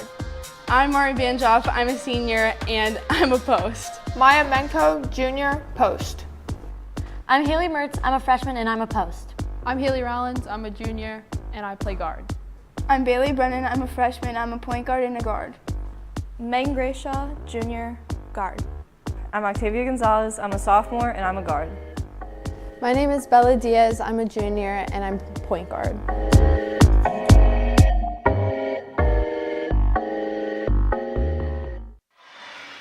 All right, we're getting just about under 30 seconds until game time. What are some of your keys to the game, Coach B? All right, so these are Coach B's keys. I just came up with that today. I thought that was really good. I like it. So, number one, push the tempo. The Cardinals need to get, and last time they played these guys, got some easy baskets. And the other thing that comes with pushing the tempo is you draw a lot of fouls. We shot 28 free throws in game one against the Phoenix. Number two, attack the paint offensively. Okay, last time we played, we only hit a couple three-pointers. Bella Diaz, the star point guard for the Cardinals, had 28 with only one three-pointer, so 25 points another way. Marky Aliff was our other leading scorer that game with 13. Number three, defend the nest. Don't give up drives to the paint. Don't give up inside passes. The Phoenix did not make a single three-pointer against us the last time, so that's a key. And then number four, don't let Miss Bowen Pride beat us. Okay, Janiyah Bowen Pride had 23 last time, and which is almost half of the Phoenix points. She shot 15 free throws, so keep her in front of you. Keep your feet moving. Wall her off. Don't let her get any easy baskets. And this is a direct quote from our girl Bree Buckets. Janiyah loves to drive. So cut off those driving lanes, and the Cardinals could be in good shape. This should be a good game as we get ready for this one.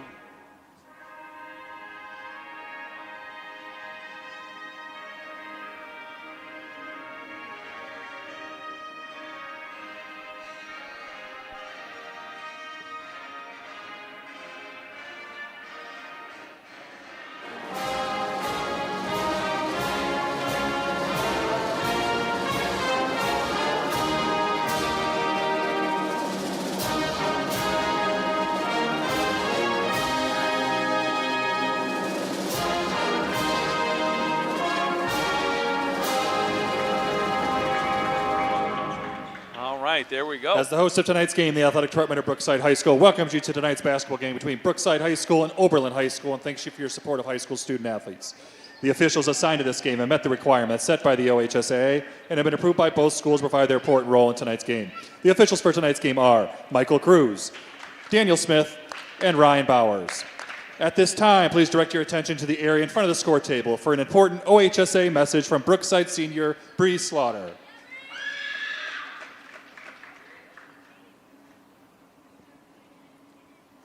First, I want to thank you all for being here and supporting your team. I also want to remind you that by attending this event, you have the responsibility to represent your school and community in a positive and supporting manner. Everyone's goal today is to win, but high school sports are educational in nature and teach the participants lessons they can use for a lifetime. So let's respect the participants, coaches, officials, administrators, and our fellow fans. Don't forget, today's game is for the students participating. It's not a place where insulting or unsportsmanlike language is tolerated. The same goes for the student sections. And parents, be a parent of what your student can be proud of. Again, thanks for being here, and let's remember to respect the game. All right, great job there. Thank you, Bree. Now let's meet the starters in tonight's game, starting with the visitors from Oberlin. Number 2, Clara McCown. Number 10, Gianna Jones. Number 14, Candace Locklear. Number 23, Tamari Adcox. And number 40, Larissa Fries. The Phoenix are coached by head coach Howard Chambers, assisted by Bellany Barnes and Sherilyn Holloway. And now, your starting Cardinals. Number 1, junior Avery Davis. Number 3, sophomore Octavia Gonzalez. Number 10, senior Brianna Slaughter. Number 11, junior Bella Diaz. And number 12, sophomore Marky Aliff. The Cardinals are coached by head coach Bill Matthews, assisted by Matt Aktoroff, Joshua Berry, and Ashande Washington.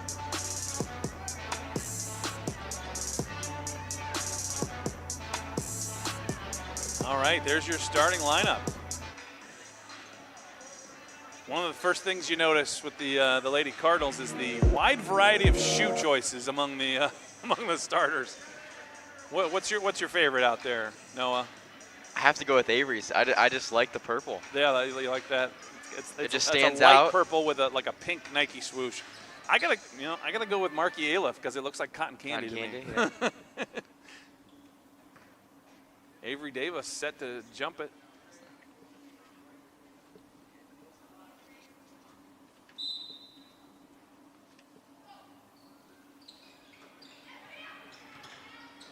And the Cardinals will control. Actually, Avery control it. The tip gets bounced around, and Avery Davis controls it. Bella Diaz starts it off. Davis on the wing. Phoenix in a man-to-man.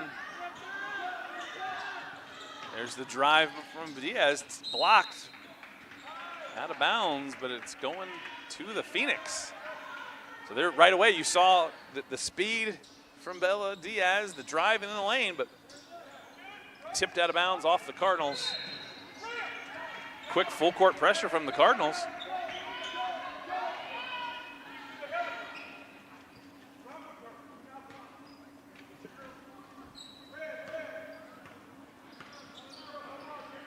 Oberlin with it now. Cards in a man-to-man. Good screen there from the Phoenix.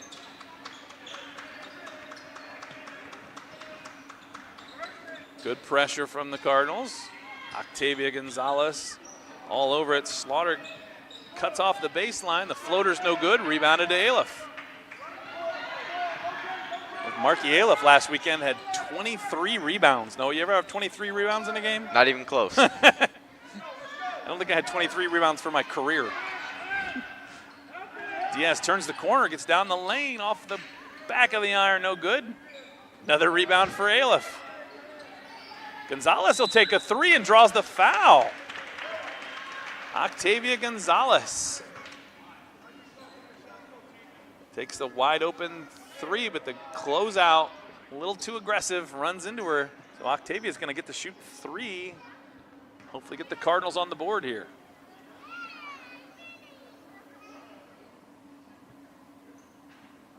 Just off the back of the iron on the first. Two more chances for Octavia Gonzalez, the sophomore.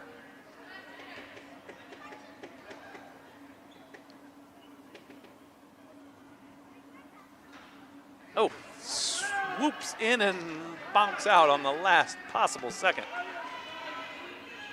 Both of them have been close. See if she gets this one.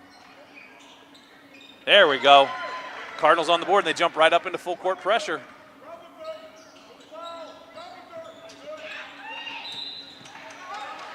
There's a good hustle play by senior Bree Slaughter. She gets the tip, and then it's just as it's headed out of bounds. She lays out for it, but not quite able to reel it in.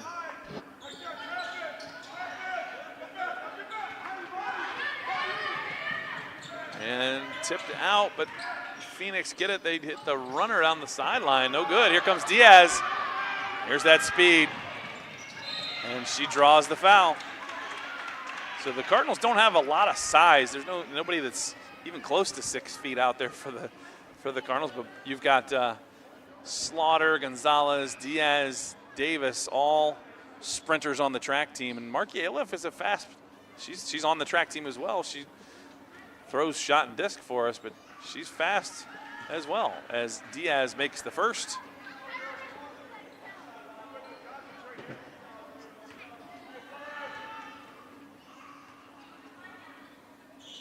And smooth with the second. That one didn't even barely touch the net. Just straight through. Gonzalez up on the ball. There's that trap. Yeah, they right where you want it. She came, and that girl turned right back to Bree, but they weren't able to tip it out. Boy, that had to be close to a 10-second call, but they're going to get bailed out. Number 5 for the Phoenix is Julia Bowen Pride. She's their leading scorer. She had 23 the first time.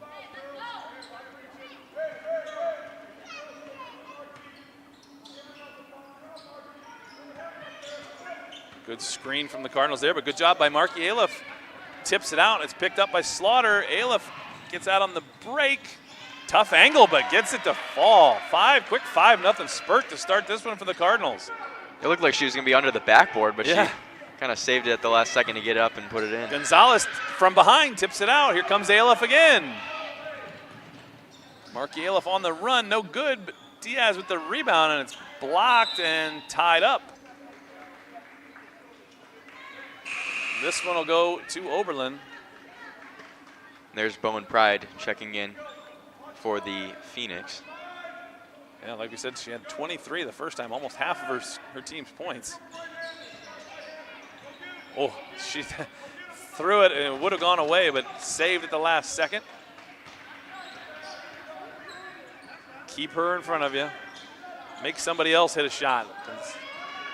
Like I said, the last time she was the only one making for the Phoenix. Diaz with a nice crossover, takes the elbow jumper.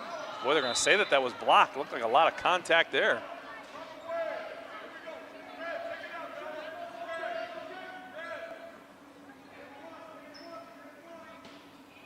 Diaz, I bet this is the play back to her. Diaz, yep, Davis gets a good screen. Diaz for three, gets the bounce and in. 8-0 early for the Cardinals. Quick replay there. That's that inbound play we love so much, Noah. Of course, the variation to that one is she goes out the backside and gets a screen from the post player that's sitting on the block. The ball swings around the top of the key and hits her to the side.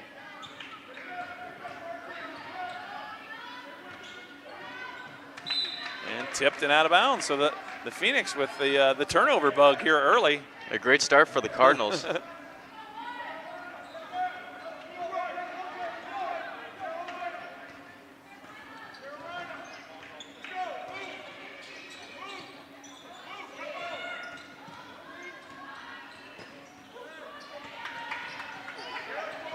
Thread the needle there. Yeah.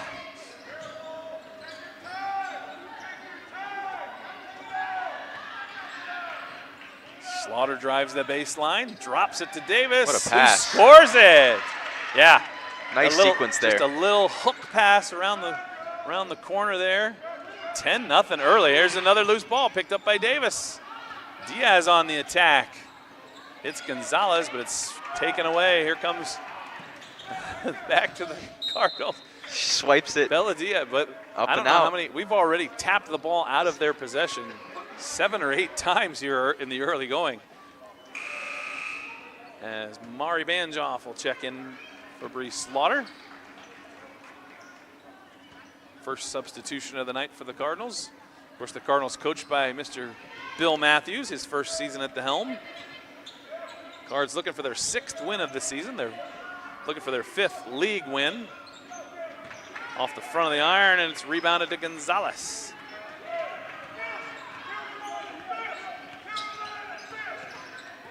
A lot of pressure on the ball for Diaz. She beats it, takes the runner off the back of the iron, up, tipped, saved by Gonzalez. And Banjoff will get fouled on the putback. So senior Mari Banjoff, one of 2 seniors on the squad, along with Bree Slaughter. I was kind of expecting their senior night to be tonight. Usually it's always when the girls play Oberlin, but it was on Saturday. Yeah, they do have 2 more home games. One this Saturday against Wellington. That'll be a big game for the Cardinals. Off the front of the iron, no good. And then they play, I think it's Cleveland Heights. Cuyahoga Heights. Cuyahoga, one of the Heights. I knew it was one a of the Heights. Which one is the Kelsey's Heights? Are they the Cuyahoga? They're the Cleveland Heights. They're the Cleveland Heights, so it's not them. We don't play them. They should just call a much them smaller school is Cuyahoga Heights. The Kelseys. Kelsey School. Oh no. Yeah, we saw that in the JV game as well. Oh, they're going to give her a redo. They're going to give her a redo.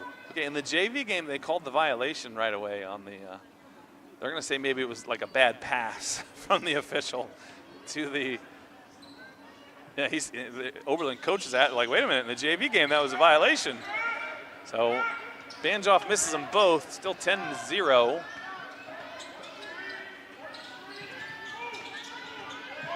Baseline drive, and she'll draw the foul. Gianna Jones, the freshman, draws the foul on Mari Banjoff.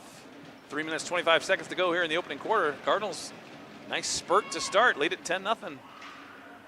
There's the first point of the Knights for the Phoenix.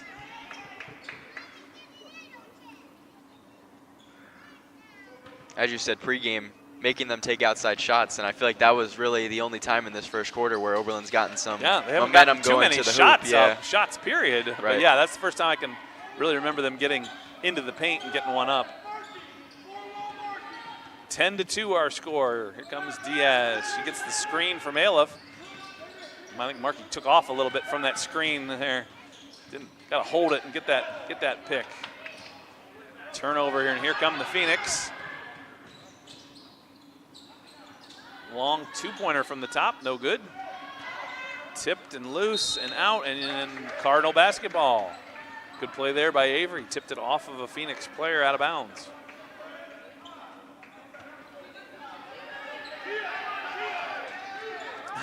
Bella's looking for some help here. There you go. She went to inbound it, and everybody just assumed she'd bring it up, but there was no one for her to pass it to.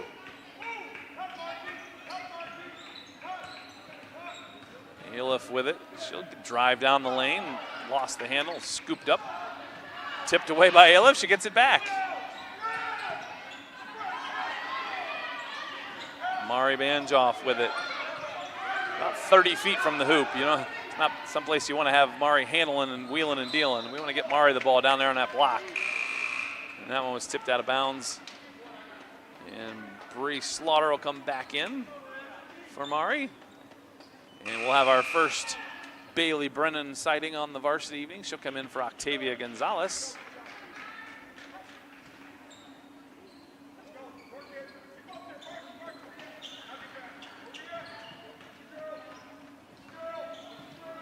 The Phoenix handled the pressure that time. Cards drop back into a man-to-man. Good switch on the screen there by Davis. We got a mismatch and capitalized on it. Yeah, they got the ball down to their post player who was being guarded by Bella. Bella stayed in position, didn't foul, contested the shot, but she was giving up about 8 inches or so on height. There's the cut from Diaz, but the pass is a little high. Almost saved by Aliff. Yeah, the Cardinals kind of forced that one. They've gotten sped up over the past minute and a half. They were playing after that, very steady, but after that 10-0 spurt to start, of course, when Bowen Pride came into the game, that helped too. Coach Matthews is going to take a 30-second timeout. So we're going to get an interview with Bella Diaz here on this season.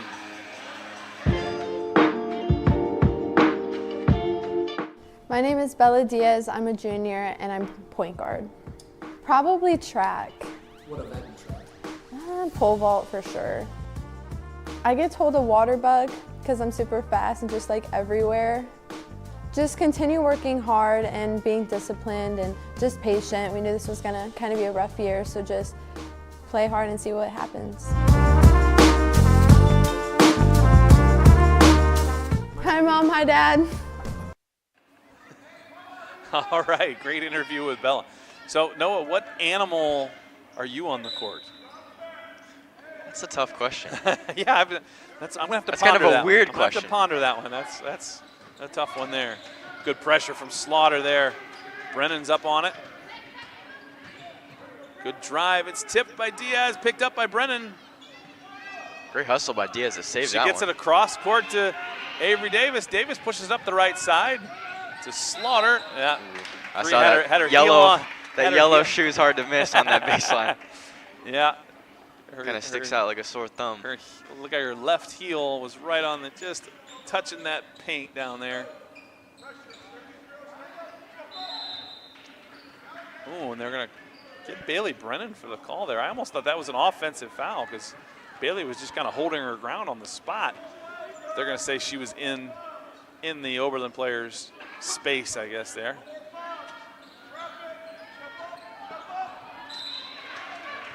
And a turnover. Bree Slaughter. Nope, Bella's going to inbound it. So I bet we're going to see the inbound play where it goes to her for the shot. Yeah, it looks like she's going to go out coming the around other the other side. side. There it is. And she's open and she's got it. Rushed it a little bit off the back of the iron. Tipped around. She gets the rebound. Aliff will take the three off the front of the rim. No good, and Oberlin will bring it up.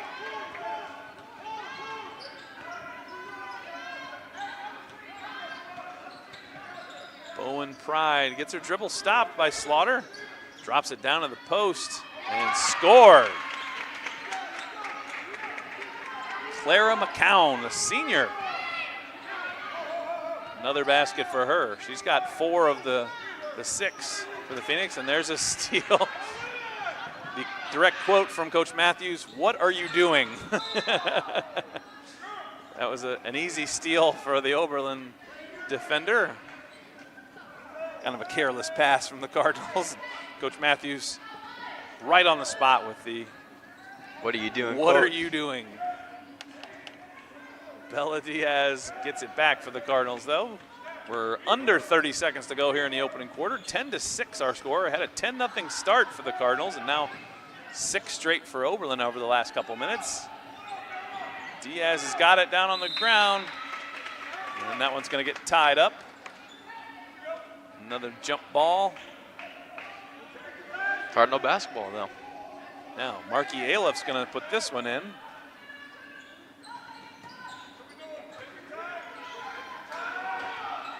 Brennan with the spin, the floater. Oh, almost. Aleff with the putback. No. And I think we're going to have our second foul on Bailey Brennan. That's not a great foul because it puts her in foul trouble, and it also puts Oberlin over Yeah, the limit with 6 seconds left. Yeah. So they're going to get 2 free ones instead of especially with the new rule where it's by quarter. You don't want to put them on the line with 6 seconds to go in the opener. Yeah, she was very far from the basket. That would have been had to have been a heave. Yeah, yeah. Yeah, so the second on Bailey. 2 free throws upcoming for Janiyah Bowen-Pride. The junior misses the first, and Octavia Gonzalez will come back in for Bailey. No reason to have Bailey risk getting another foul with only 6 seconds of play. Put Octavia back in the lineup for her. Of course, Octavia got the scoring started tonight for the Cardinals. The free throw as we got underway.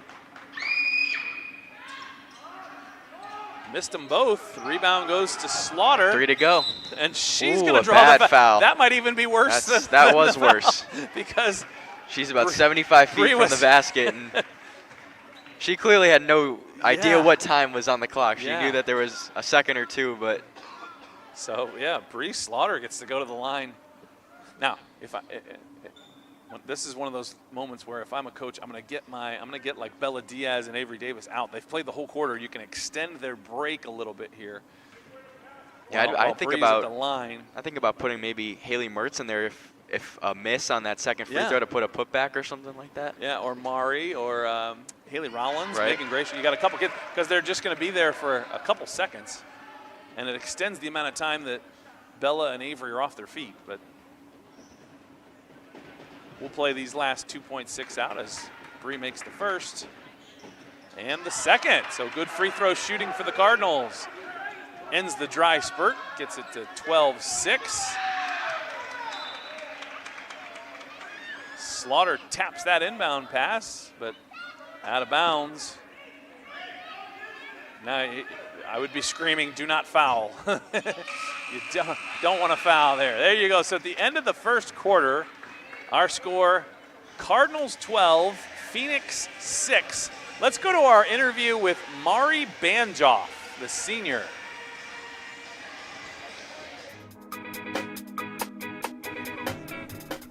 My name is Mari Banjoff. I'm a senior and I play center or post. It doesn't really matter. My go-to pregame song would probably be In Your Eyes by The Weeknd or anything by Lana Del Rey. It's just sad music, just gets me in the mood. I think my favorite basketball player of all time would probably be Larry Bird, just because he's a GOAT. I think my main goal for the rest of the season is get along with everyone as if I don't already, but I just want to make myself better. Even though basketball isn't my main sport, I just want to improve my skills, even though it's my last year.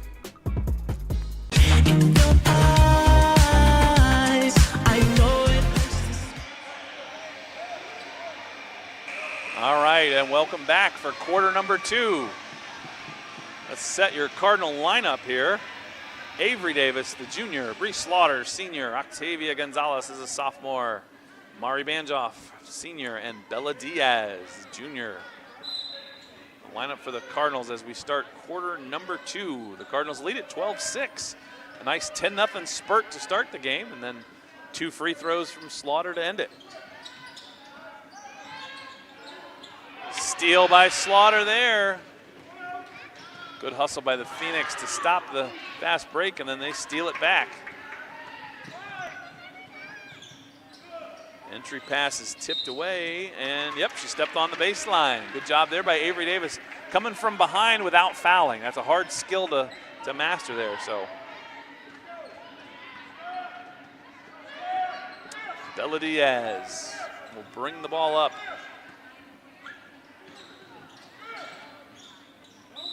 Davis draws the foul, so the Phoenix continuing to foul here. They went into the bonus in quarter number 1, and they've already got a foul here in the second quarter.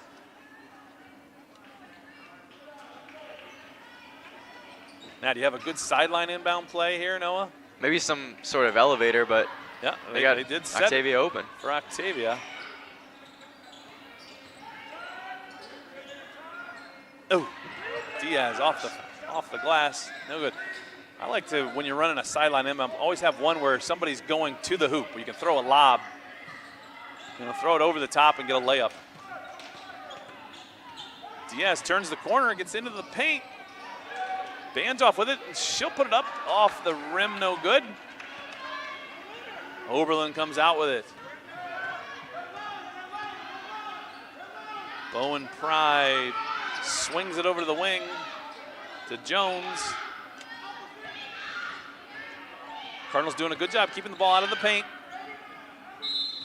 And, oh, I thought we were going to get a jump ball there, but nope, they called Bella Diaz for the reach.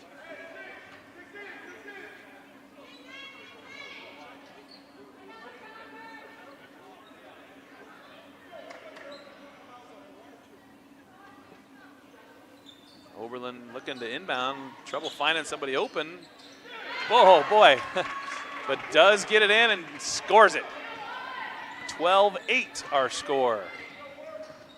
So the Cardinals early forced some turnovers, got some transition baskets, but they've had to play a lot of half-court offense and haven't put up a lot of points against the Phoenix defense that way. I would guess probably 8 or 10 of our 12 points have come in transition from the first quarter. Does that sound like a fair estimate, Noah? Yeah.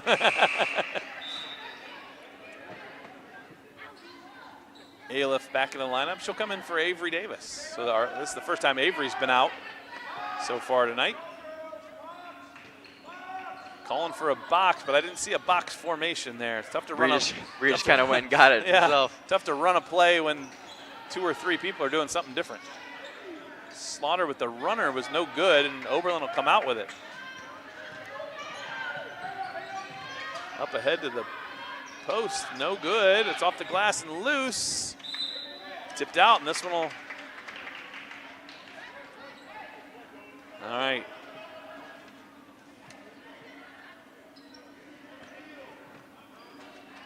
Cardinal basketball. Bella Diaz brings it up.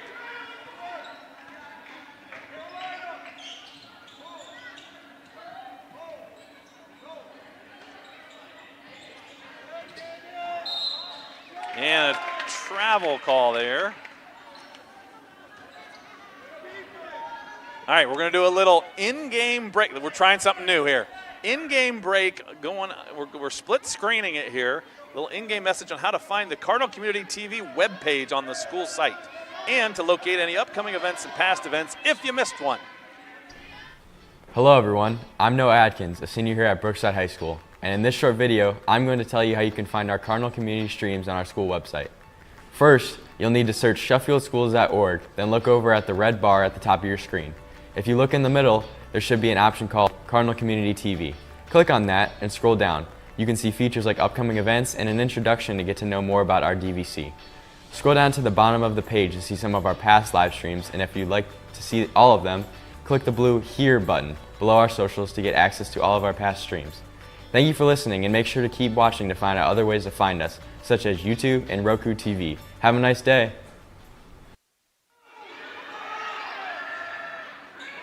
All right. Hey, who was that guy? I don't know. He was kind of good looking, though. Yeah, good looking fella. The Phoenix hit a three-pointer there and missed the runner there, rebound to Banjoff. So if you could, I'll put myself in this one. If I could only go watch two things on that Cardinal Community thing, I would go back, number one, and watch the footage of the Brookside Invitational with the drone footage, and I would watch that JV girls game from 2 weeks ago. That JV girls game, even if I could just watch like the fourth quarter, how the Cardinals came back and won that. That was a fun one. That was a really good action to watch. But there's lots of great stuff there on the thing. You can watch the daily announcements. You know anybody that's on that crew, Noah?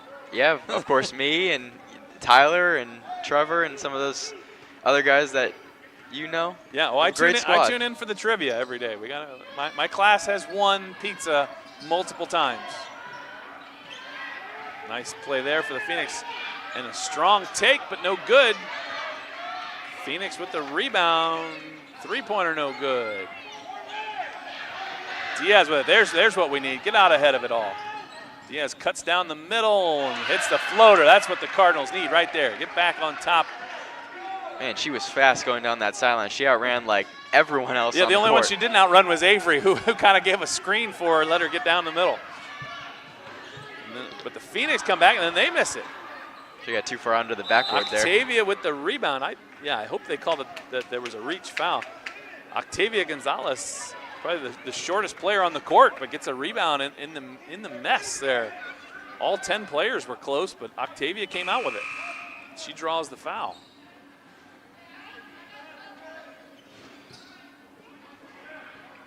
Bailey Brennan checks back into the lineup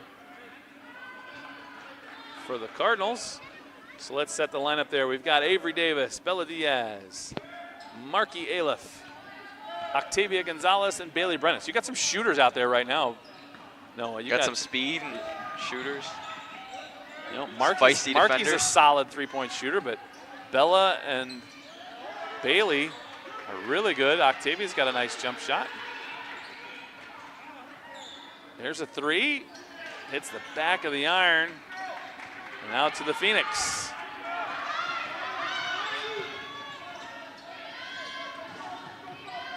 Almost an over and back. Yeah.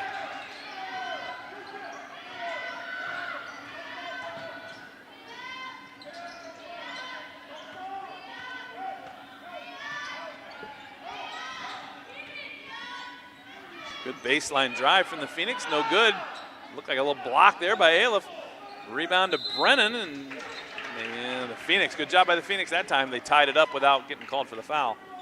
So a jump ball. This one will be Cardinal basketball. I'm surprised that the Phoenix are trying to full court pressure.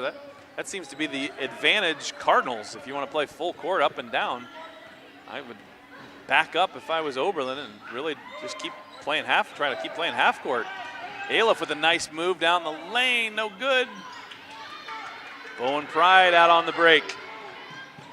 Nice bounce pass there, but no good.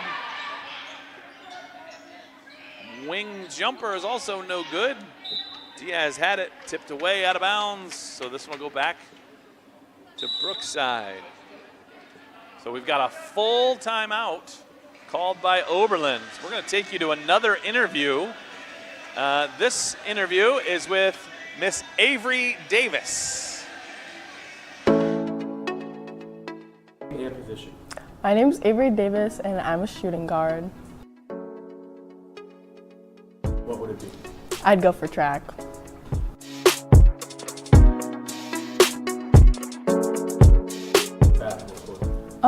I get told I'm like a gazelle, I guess, on the court. Definitely staying, I guess, locked in for our goal to win our last couple of games, trying to get to 500 for sure.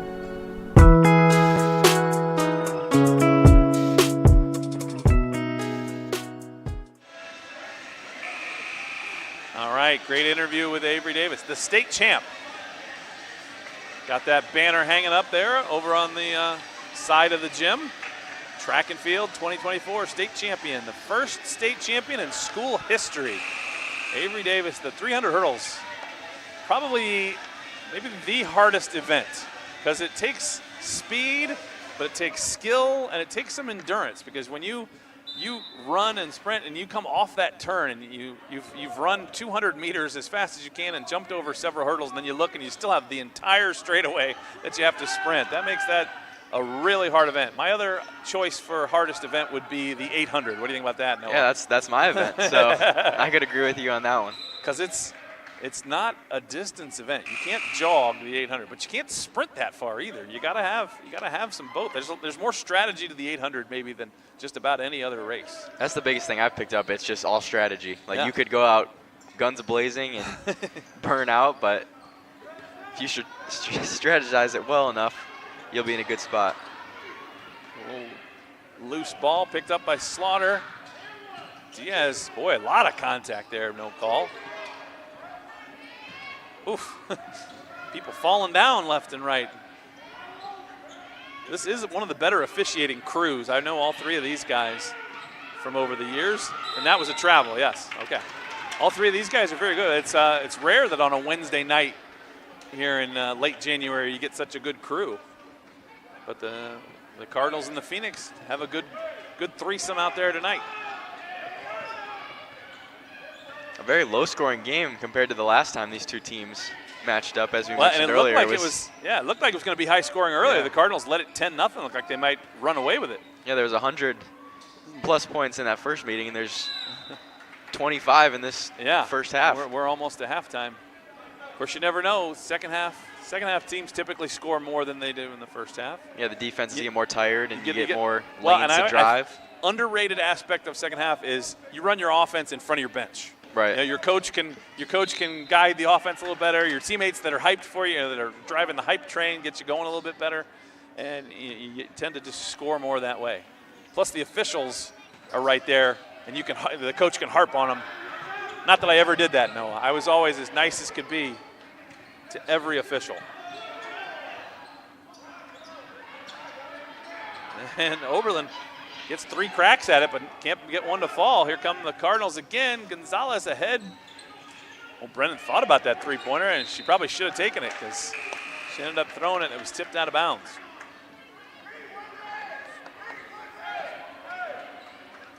So Bella's going to take it out again this time. You think she's going to the corner or coming around that opposite wing? Looks like it's a fake out. It was a different play, yeah, because Bree acted like she was going out and then spun back to the middle. Slaughter will take the 3. That looks good. Oh, coming off her hands, it looked like it was headed. Yeah, with those inbounds plays, you want to set up what your future. Yeah. You can have 3 different variations out of the same set. One of Coach Ferg's favorite phrases, plays off of plays. He usually says that about football, but plays off of plays is one of his favorite things to say. As Avery Davis draws the foul. That's the 3rd on the Phoenix here in the second quarter. Coach Matthews calls the play. He's calling for a stack. Let's see if somebody pops over here.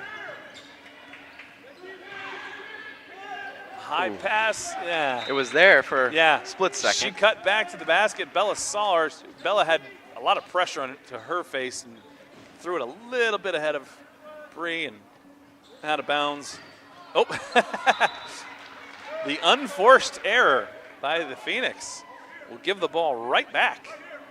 I tell you what, I really like Coach Matthews' sets for out of bounds and just half-court offense. I think they're. Now here's an interesting setup. He had Bella Diaz so far out. Yeah, there's one of them right there. And oh boy, it was a well done play. It looked a little silly. She was all the way back here. The ball was all the way down there. But again, take advantage of what your advantages are, which for the Cardinals is speed, and more speed. We're under 5 seconds to go. Taken away by Slaughter, but lost back. And a nice block. Avery Davis denies at the buzzer. Saved a layup to end that quarter. Oberlin's coaches their whole staff has the palms up like what was that? We're not no, nothing. All right. So our halftime score 14-11. Here's your second quarter highlights as we take you to halftime. We'll be back for the second half. You're watching Cardinal TV.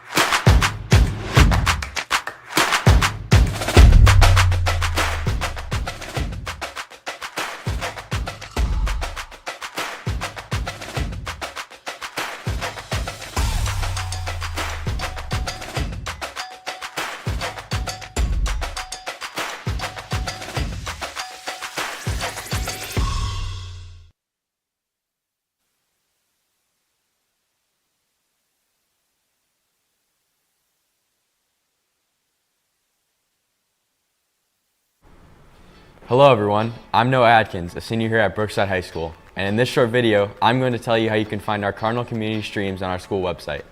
First, you'll need to search SheffieldSchools.org, then look over at the red bar at the top of your screen.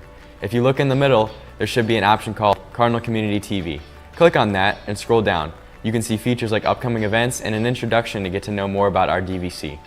Scroll down to the bottom of the page to see some of our past live streams, and if you'd like to see all of them, click the blue Here button below our socials to get access to all of our past streams.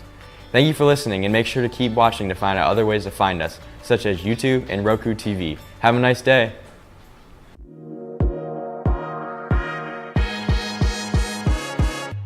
Hi, I'm Alex Hicks, a student at District Video Club. In this video, I'm going to show you how to watch live and past Brookside school events on YouTube.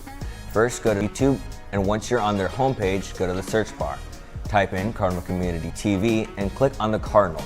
Once you have clicked on the Cardinal, you will see an option that says Live. Click on Live and you will see all of our videos. There you can also find our latest, our oldest, or most popular videos. You can also look on Playlists and choose a specific group of recordings. Thanks for watching. I hope this helps you in finding our events. Guys, my name is Alex and I'm a sophomore here at Brookside High School. And I'm Trevor and I'm also a sophomore here at Brookside High School. We both are part of the District Video Club, and if you're tired of watching our live streams on your phone and computer and want to watch our live streams on a bigger screen, you now can watch our live streams on Roku TV, Apple TV, and Amazon Fire TV. We will show you how to find us on the Roku TV, but the other two are very similar. First, you'll need to find the channels icon on your home screen and open it. There will be a search channel icon and click on it. In the search bar, you will type in Boxcast. There will be a green and white icon, click on it, and to the right it will say Add Channel. Click on that and then it will say Channel Added. After that, click on the Go To channel and the app will open, and then you'll see a magnifying glass that says Search. Search for an organization and then you will type Sheffield and see our Cardinal logo, which you will click on. And after you click on that, all BMS and BHS streams will be available. We hope you found this video helpful and stay tuned for more ways to find our stream. Thanks for watching.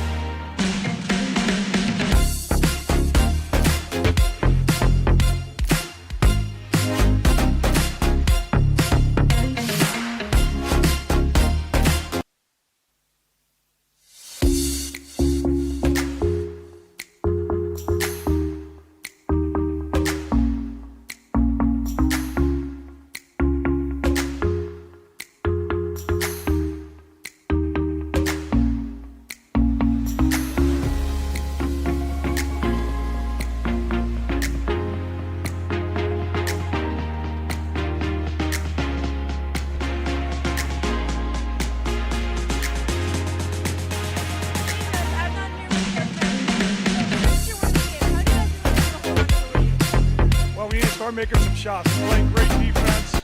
Girls are hustling. We're having a heck of a time trying to put the ball in the hole. And if we make our shots, we'll be fine. If we don't, it'll be a tougher game. It'll be tough. What is the message of halftime? Start slowing down on offense, getting confident, run some spread offense, and get good shots and start putting them in the hole. That's all we can do. Alrighty then, let's send it back up to the guys then. All right, welcome back for the second half. As we finish up, Welcome to Paradise. Who sings that song, Noah? No clue. No Couldn't tell clue. you. Man, that hurts. Green Day, one of the great Not rock familiar bands. with. One of the great rock bands of the mid-'90s to present.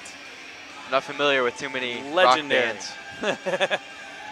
All right, so we are back for the second half of our varsity basketball game, Cardinals versus Phoenix. This broadcast is produced by Cardinal Community TV and brought to you by the District Video Club, which is an after-school student organization that is comprised of students in grades 7 through 12.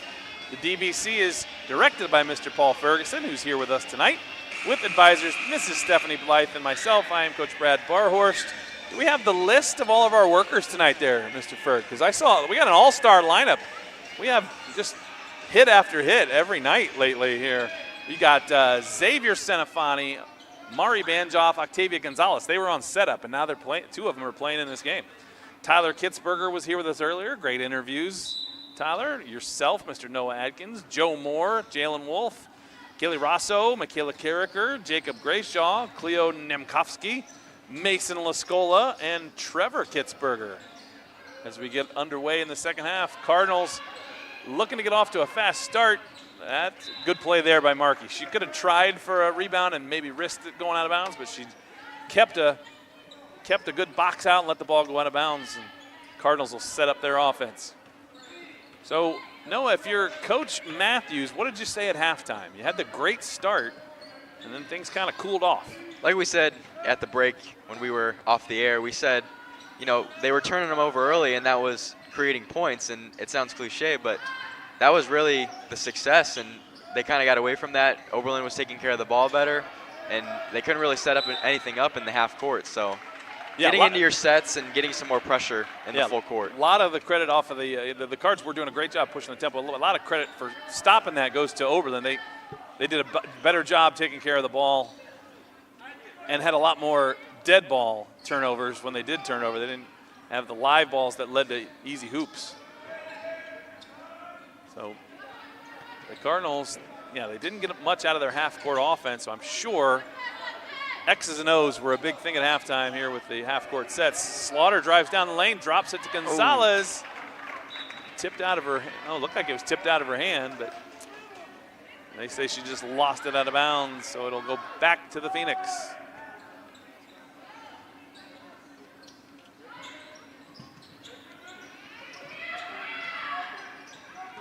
Steal by Diaz there to Gonzalez. She'll put it up and score. There's that turnover leading to transition points.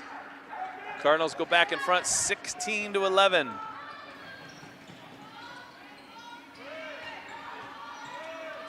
Baseline runner is good for Clara McCown. She's been their leading scorer tonight. Janiyah Bowen Pride, that's been the other factor, is that the Cards have got off to a good start when she didn't start either half, so the Cardinals have gotten points both, and there's another basket. Diaz down the middle. The Phoenix are obviously a lot better when she's in the game. And that one will go out of bounds untouched. I think Bree got away with a little bit of a hold there, but the rest say play Jersey on. pull there. Yeah, that one was untouched, so the Cardinals will actually get it under the hoop. So you get to set up one of your inbound plays here under the basket inbounds. And Diaz is inbounding it. We'll see which inbound play. Avery Davis spun into the middle. Got a little bit of a mismatch. Yeah, I like that quick turn on her part too to score it 20-13. So a nice spurt there to start the second half after they had such a dry spell there. So the 20-13 is our score. Timeout Phoenix.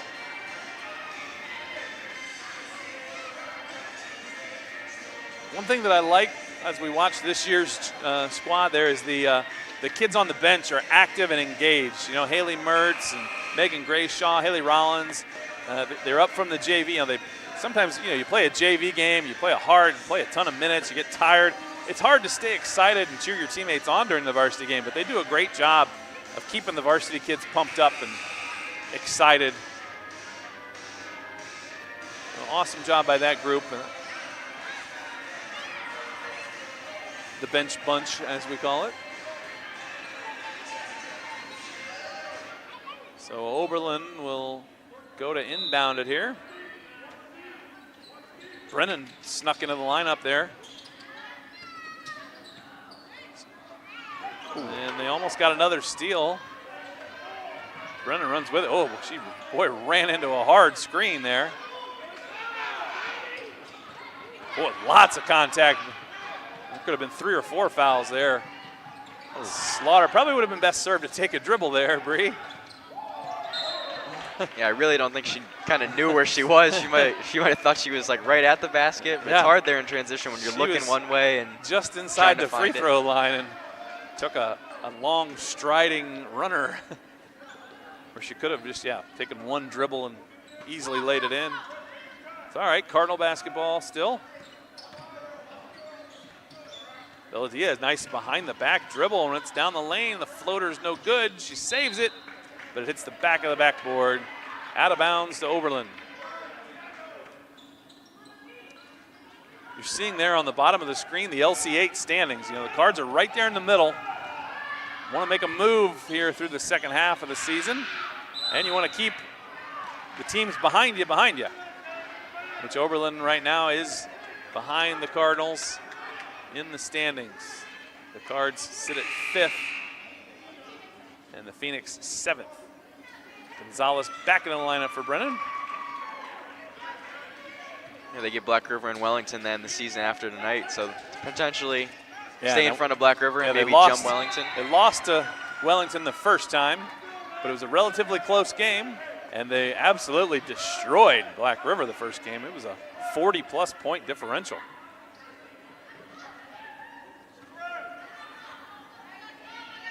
Of course, things are always a little different when you go down to Black River.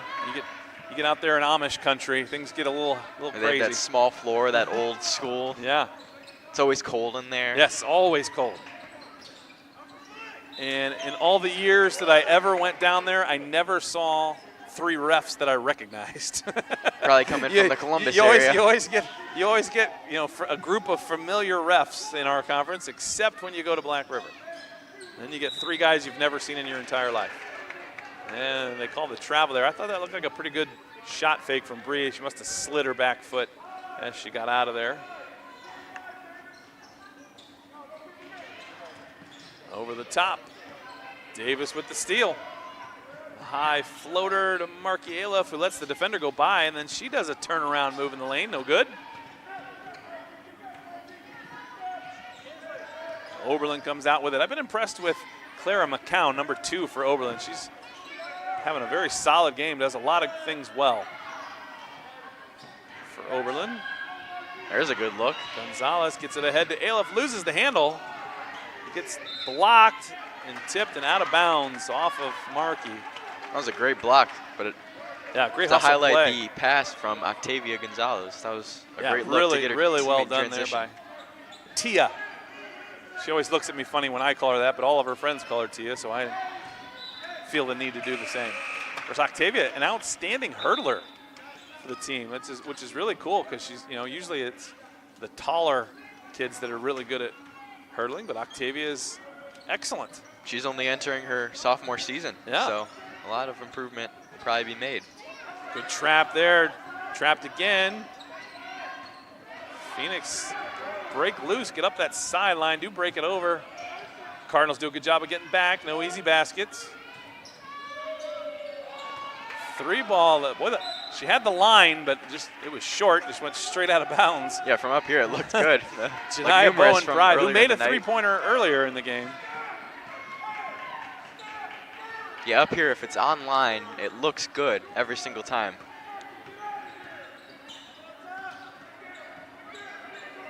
Diaz, the back cut to Slaughter. Boy, well done, but no make. Davis with the side float. 22-13.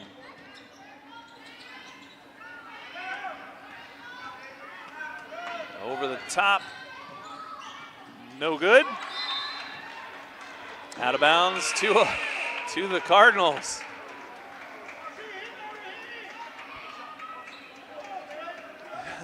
Starting to hear the Oberlin fans and parents yelling for some calls to go their way. It's always one of my favorite things to hear the things that parents say at sporting events. My favorite, of course, is in football they yell, "Block him," or "Tackle him." Easier said than done, especially from the stands. And that one's stolen away. She's having trouble picking it up. Oh, Mari Banjoff's going to get called for the foul. I thought Mari did a good job of just walling off there.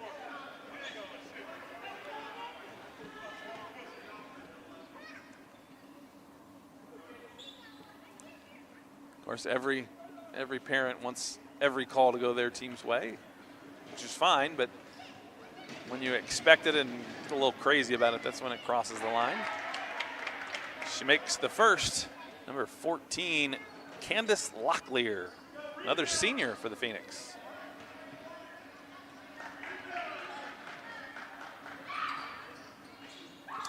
Misses the second, but Oberlin gets the rebound from the side, no good, and the putback to Oberlin. Number 23, Tamari Adcox, a sophomore, scores it. Gonzalez will take the three. Oh, it looked good. And we've got a push there. Avery jumped up for the rebound and grabbed it and kind of got undercut by somebody who was coming down the lane. So that foul will go on the Phoenix. Diaz will inbound it. Looks like she's getting ready to run. Oh, she's coming up the backside. Yeah, the defender went over the top, so you got to drive the baseline, which she did. Couldn't finish, and we'll have a jump ball call there. Good job by Bailey Brennan getting in there and tying that one up.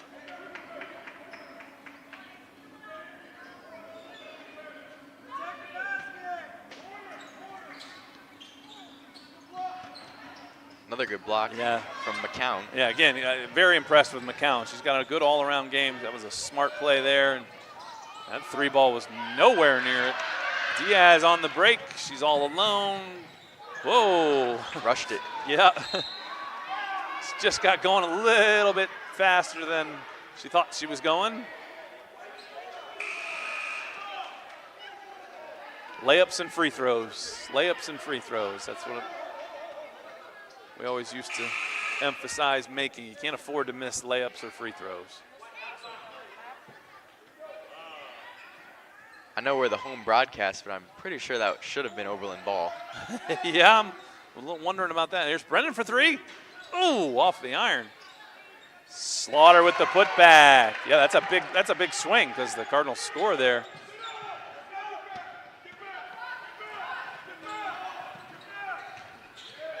McCown, boy, yeah. If she gets the ball at 8 or 10 feet and can just pound that dribble and take it up strong, she's going to make that 9 out of 10. Coach Matthews was yelling for the get back, and we didn't quite get all 5 back into the picture that time. Brennan slices down the lane. Here comes Aliff with the drive. She'll take the elbow jumper, no good. Rebound to the Phoenix, and they're on the move.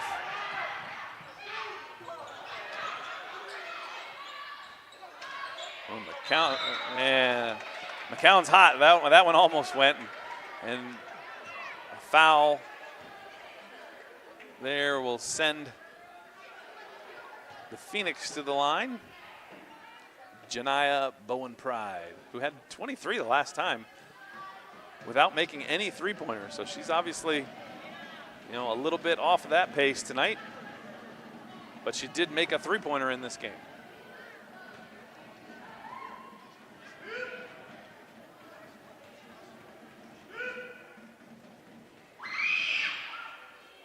Misses the first as Avery Davis comes back into the lineup for Mari Banjoff.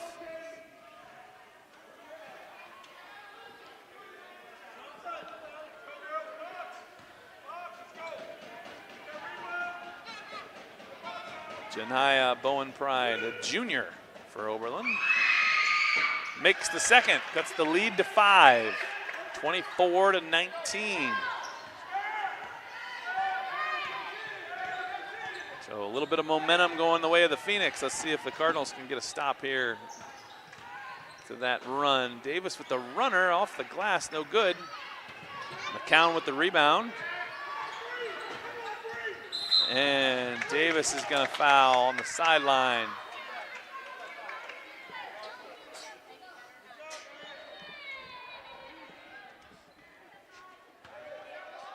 Third team foul on the Cardinals here.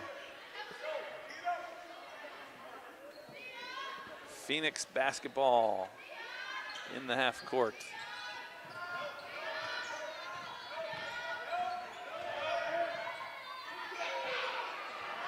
Block shot there by Brennan. Tipped, and it's out of bounds off the Cardinals. But Billy Brennan blocks a lot of shots. For her size, it's impressive. She probably blocked 4 or 5 in that JV game.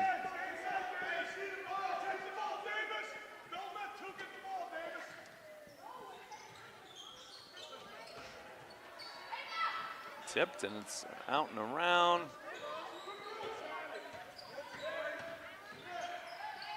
McCown with the shot from the side. That, like I said, that's a tough one because you can't really use the backboard. You don't have any depth perception, and it's only 2 if you make it. Avery with the side. Oh, nice move there by Davis. She gets under the defender and scores the runner from the right side. 26-19. As we wind down, and of course now they can get up in that pressure defense, but they'll foul.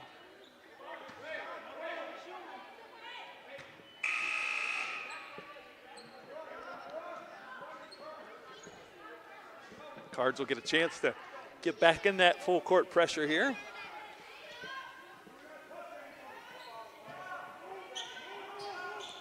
Oh, they could have stolen that over the top if they were ready for it.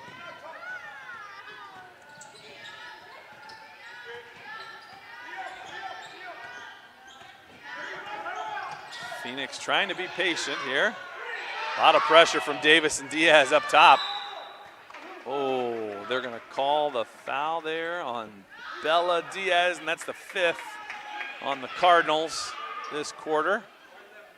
That's what you don't like to have happen, especially late in a quarter. You know, a team that's struggling offensively to get to go to the line with the clock stopped and try and get a couple of points that way.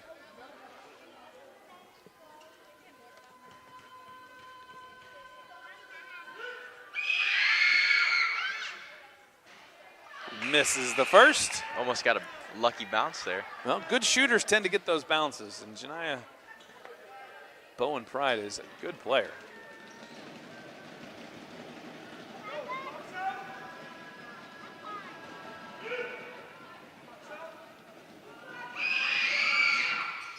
She makes the second.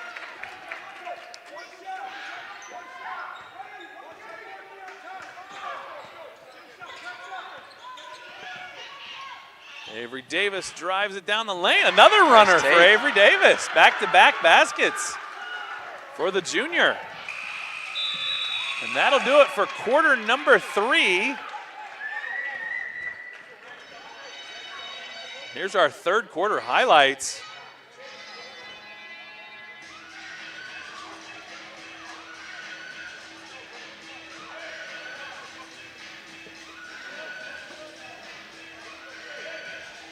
All right, now, Noah, I know you know this one.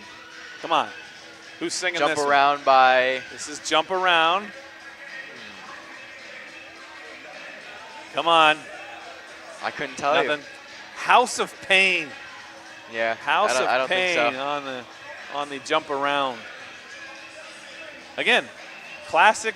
This was when rap was good in the 90s. Yeah, I've heard it. Not the Kanye stuff and Jay-Z, you know, like Snoop in his younger years and those guys. This was when rap was good. This was a dance club anthem when I was in college. When were you in college? The University of Toledo in the early to mid 90s. Okay. I left Toledo in 1997.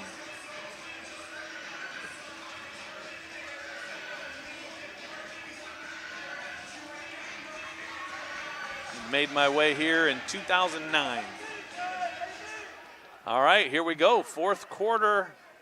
Let's set our Cardinal lineup here. Bailey Brennan is in with Octavia Gonzalez, Bree Slaughter, Marky Aliff, and Avery Davis. So Bailey Brennan, a lot of action for Bailey tonight. She's reached her limit on quarters. She played 2 of the JVs. Off the front of the rim, no good. Putback, no good. And the third shot is good. Janiyah Bowen-Pride. Thing to point out is Bella Diaz is on the bench with foul trouble.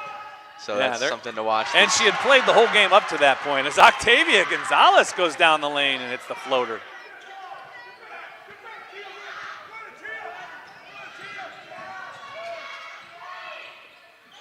Ooh, that was nice, impressive. Yeah. Kind of flicked it over her shoulder. And had Octavia right on her hip and dipped it down and scored it. Davis with another runner. That one's no good. A little strong that time. And let's see who they get the foul on here. Number 10.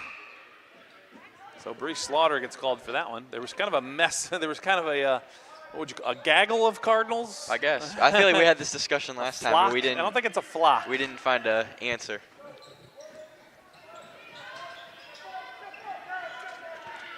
Phoenix break the pressure that time. Missed the shot. Rebound to Aliff. Here goes Avery Davis with it. She'll get it over to Octavia, who takes the run and gun. Gets her own rebound. Slaughter thought about the 3, but she'll take a long 2 and drill it.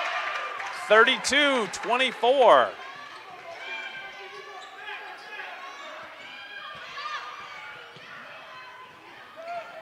Oh, it's loose. Phoenix get a little careless with it. Off the iron, no good. Rebound to the Phoenix. Another 3-pointer, also no good. McCown with the putback, and she'll score it. She's a force in there. Yeah, you just can't give teams 3 shots. You know, when they take those long threes, you've got to get that rebound. Otherwise, McCown's eventually going to get the ball and score it. Diaz with the runners, no good. McCown gets the rebound and out ahead. Here come the Phoenix. Good job by Slaughter on the block there, and then she draws the foul. The Oberlin coach is absolutely furious. Noah, I just got a text. I'm not going to say who it's from, but a certain parent says that your father is going to be very upset when he finds out you didn't know who sings any of these songs. Oh, yeah. I'm not saying who sent me the message, but your dad is apparently going to be very upset. I mean, that should be on him, right? He should have been the one. Yes. If any of my kids were asked who sings Jump Around, I feel like they would be all over the House of Pain. A nice play from Diaz, who's back in the lineup.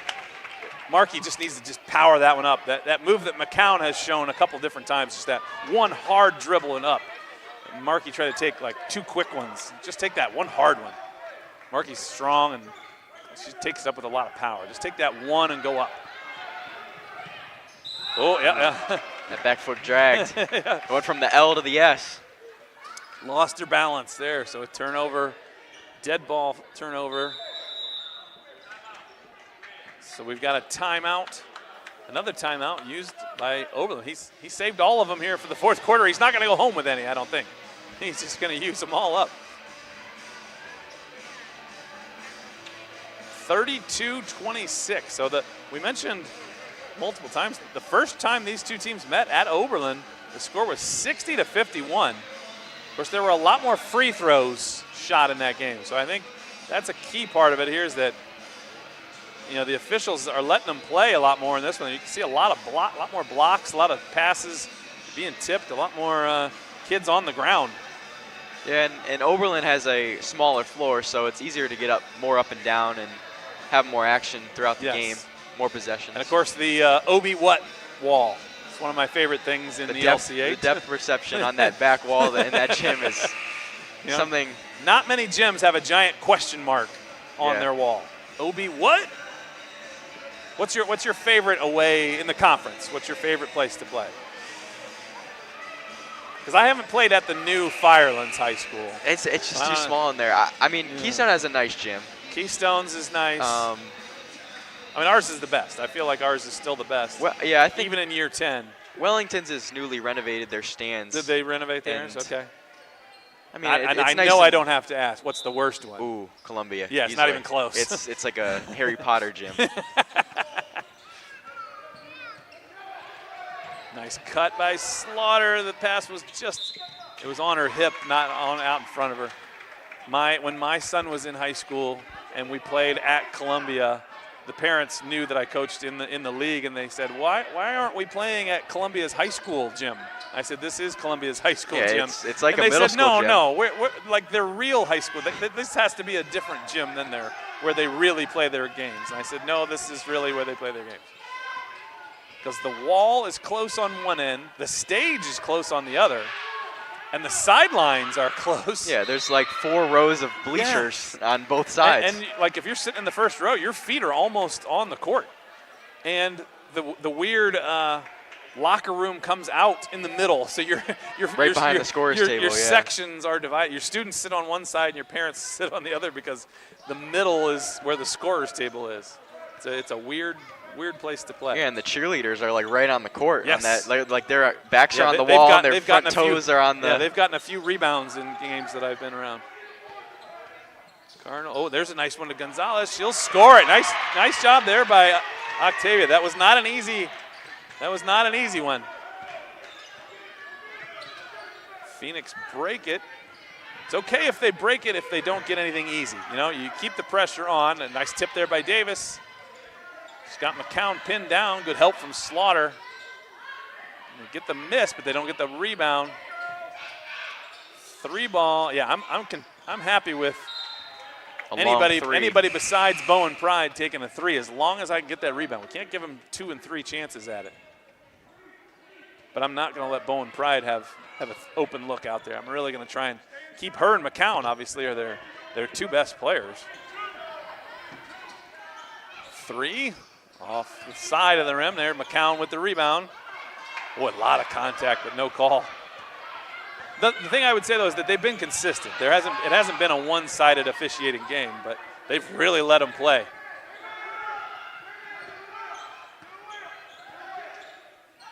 Aliff with it.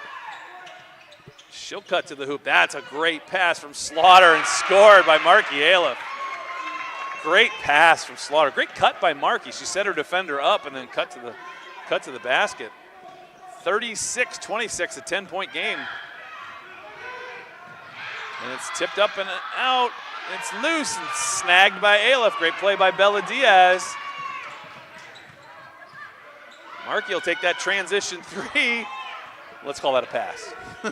Great pass by Markey Aliff.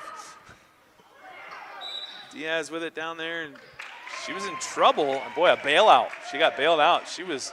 Yeah, it's not a great foul from Oberlin. Because she couldn't shoot it. She was behind the backboard. Had picked up the loose ball there. Yeah, there was really nothing she could do. You know, maybe call a timeout, but she draws the foul.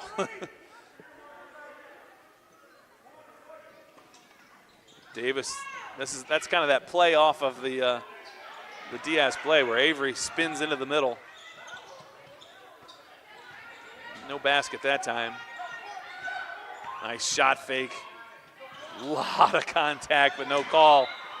You know, I think these officials are trying to get to a fast food place before they close. You know, 9 o'clock is kind of the closing time during the week, and they're going to try and get this one over with so they can get there before they get home. I think Taco Bell's open late enough. I think someone should the bell buzz down to them and tell them Taco Bell will still be open. So shout out to Taco Bell. If you'd like to sponsor us, Taco Bell, anybody who's listening there, we're always looking for guys. I still contend I'd love to have 5 guys for a basketball game. You know, your starting lineup brought to you by the 5 guys. Here's your 5 guys brought to you by 5 guys, something like that. Diaz, I like the drive down the lane, probably a bounce pass there. Gets out to the corner for an open look. That's or maybe all right. maybe a jump stop to compose herself a little bit Yeah. and get some more accuracy on that pass. Boy, nice job there, and she's going to make that basket. She is a very nice player. Cuts the lead to 8, and she'll go to the line. Yeah, Oberlin has a lot of talent on their roster. They're just not very deep. So when the game drags on, McCown had 12 the first time around, so that she was all, there are 2 players in double figures. But, Coach Matthews trying to get the referees to hold up an Oberlin free throw. And the basket's good. And another timeout for Oberlin. Ferg, what do we want here? We want to do the show them how to get to the.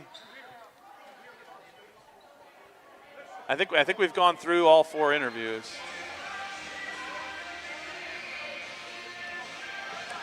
All right, here we go.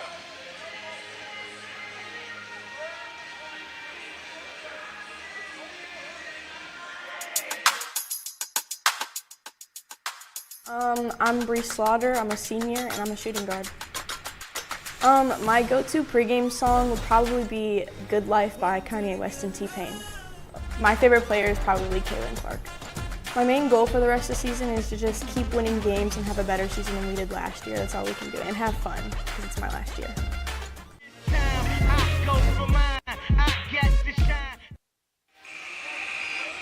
All right, Bree Buckets. Of course, Bree Buckets also homecoming queen, Bree Buckets. you remember who the king was? Not 100% on that one. It's been a while. Slipped the mind? Not entirely sure. Now, of course, we all know it was you, Noah. Oh, if we can get the camera on, the concession stand must be closed. I see one of my best friends over there, Miss Julie Keller. She just came down to watch the last 2 minutes, 20 seconds here. Of course, Miss Keller, one of the great teachers at our high school, teaches science. Also runs the ski club. Do you ever do ski club? No, Noah? I never. Yeah, she does run NHS. It's a winter activity, so it's kind of probably hard for you as a basketball player to be a part of that. Turnover there. Coach Matthews probably should have called a timeout there. There was things got a little sloppy, got a little out of control. He's got 4 timeouts, so it wouldn't have been a huge thing there. You want to take care of it here the last 2 minutes, 8 seconds. Balls to the Phoenix. They trail it by 7.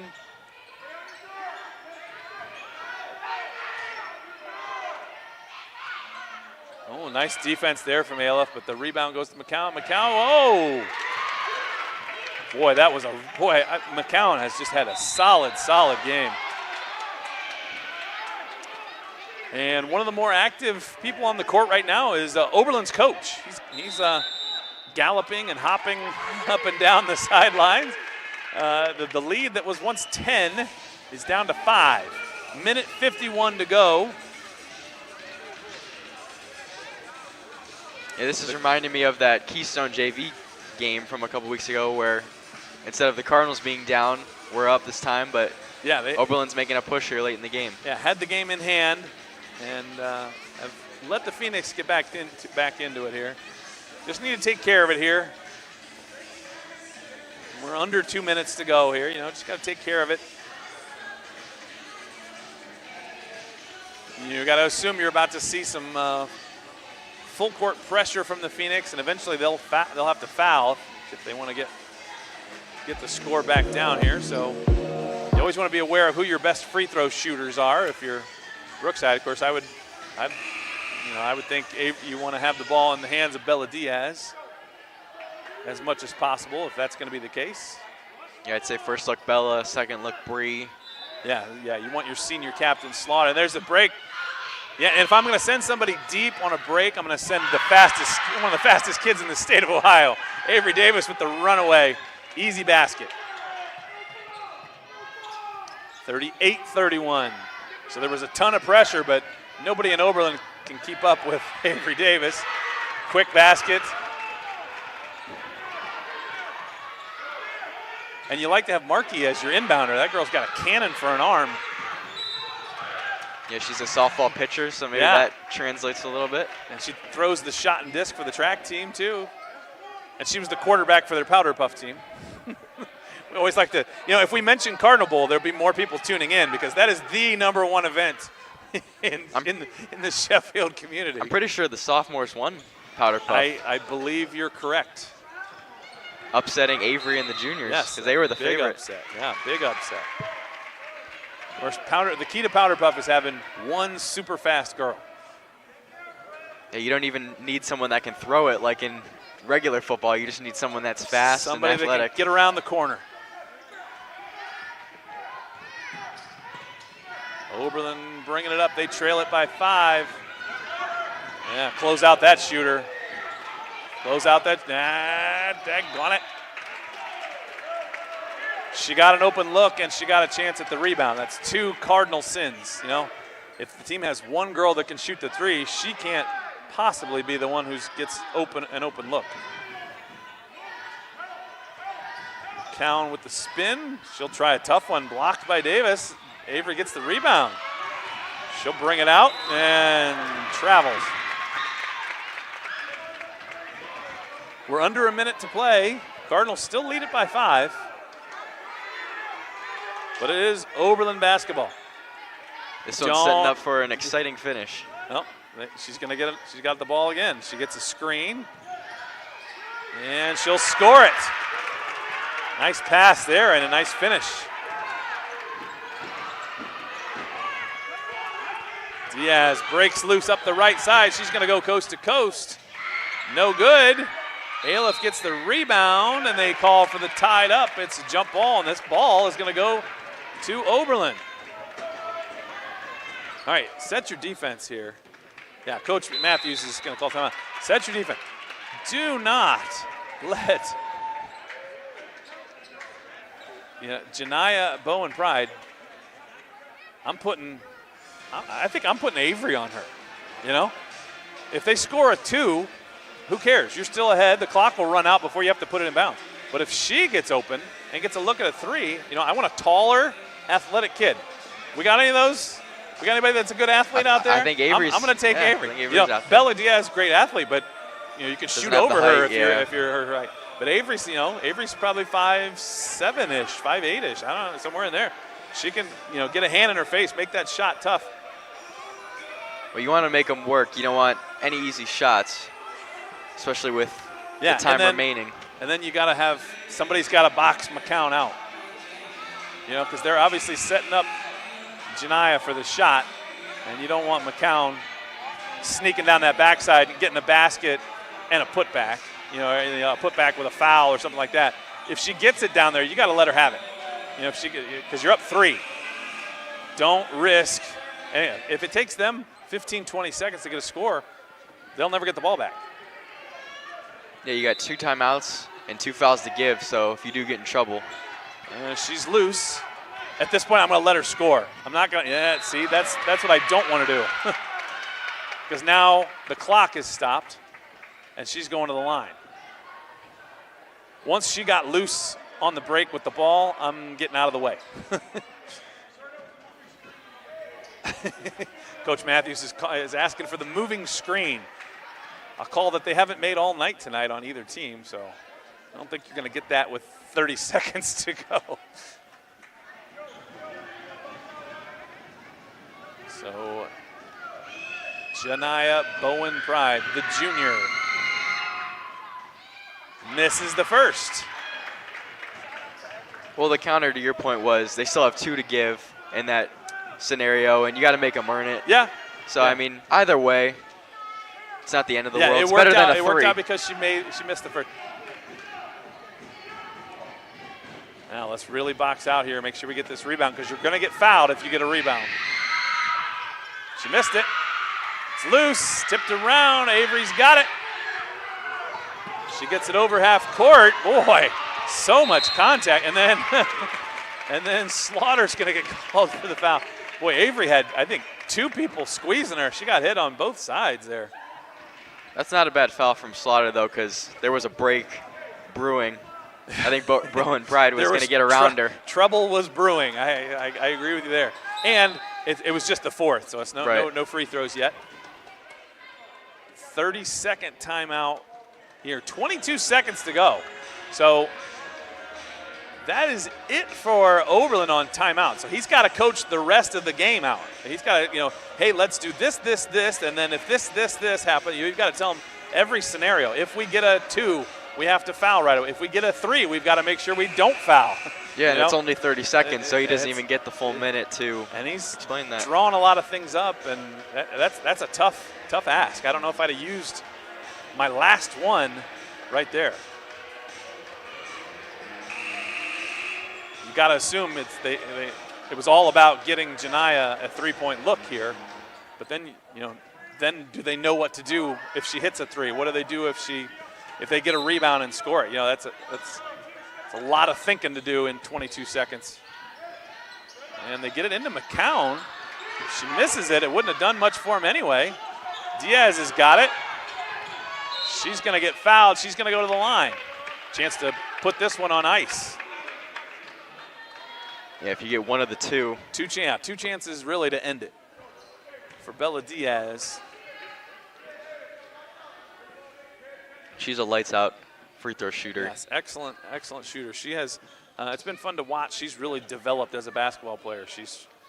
Yeah, I've been really impressed with her handle tonight. Like, she's just so quick and willing to handle the basketball in key situations. And there you go. Big basket right there.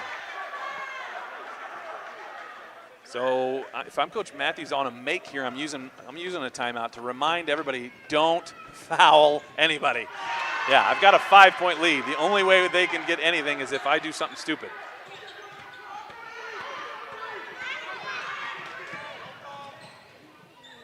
And no good. Davis will come out with it, and that'll do it. That was a long 2 seconds there to end it, but that'll do it. The Cardinals, that's a good win for Brookside right there.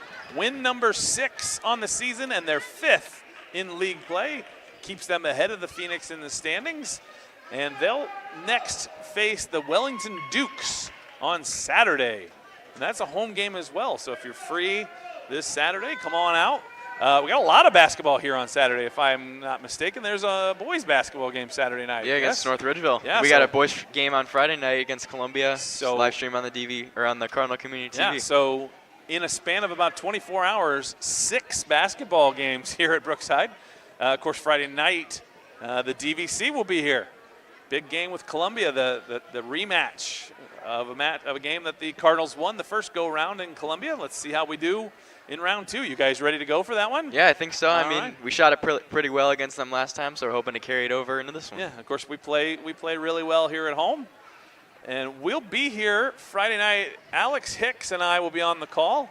Noah's otherwise occupied, of course. He's going to go out there and get us a dub as the Cardinal boys basketball team looks to stay on top of the rankings, the LC8 standings. So that'll wrap it up for us. The Cardinals win it in the varsity game 40-35 over the Oberlin Phoenix. A great game. Great job by everybody. Thanks to all of our DVC people. This is Coach Brad Barhorst signing off. You've been watching Cardinal TV.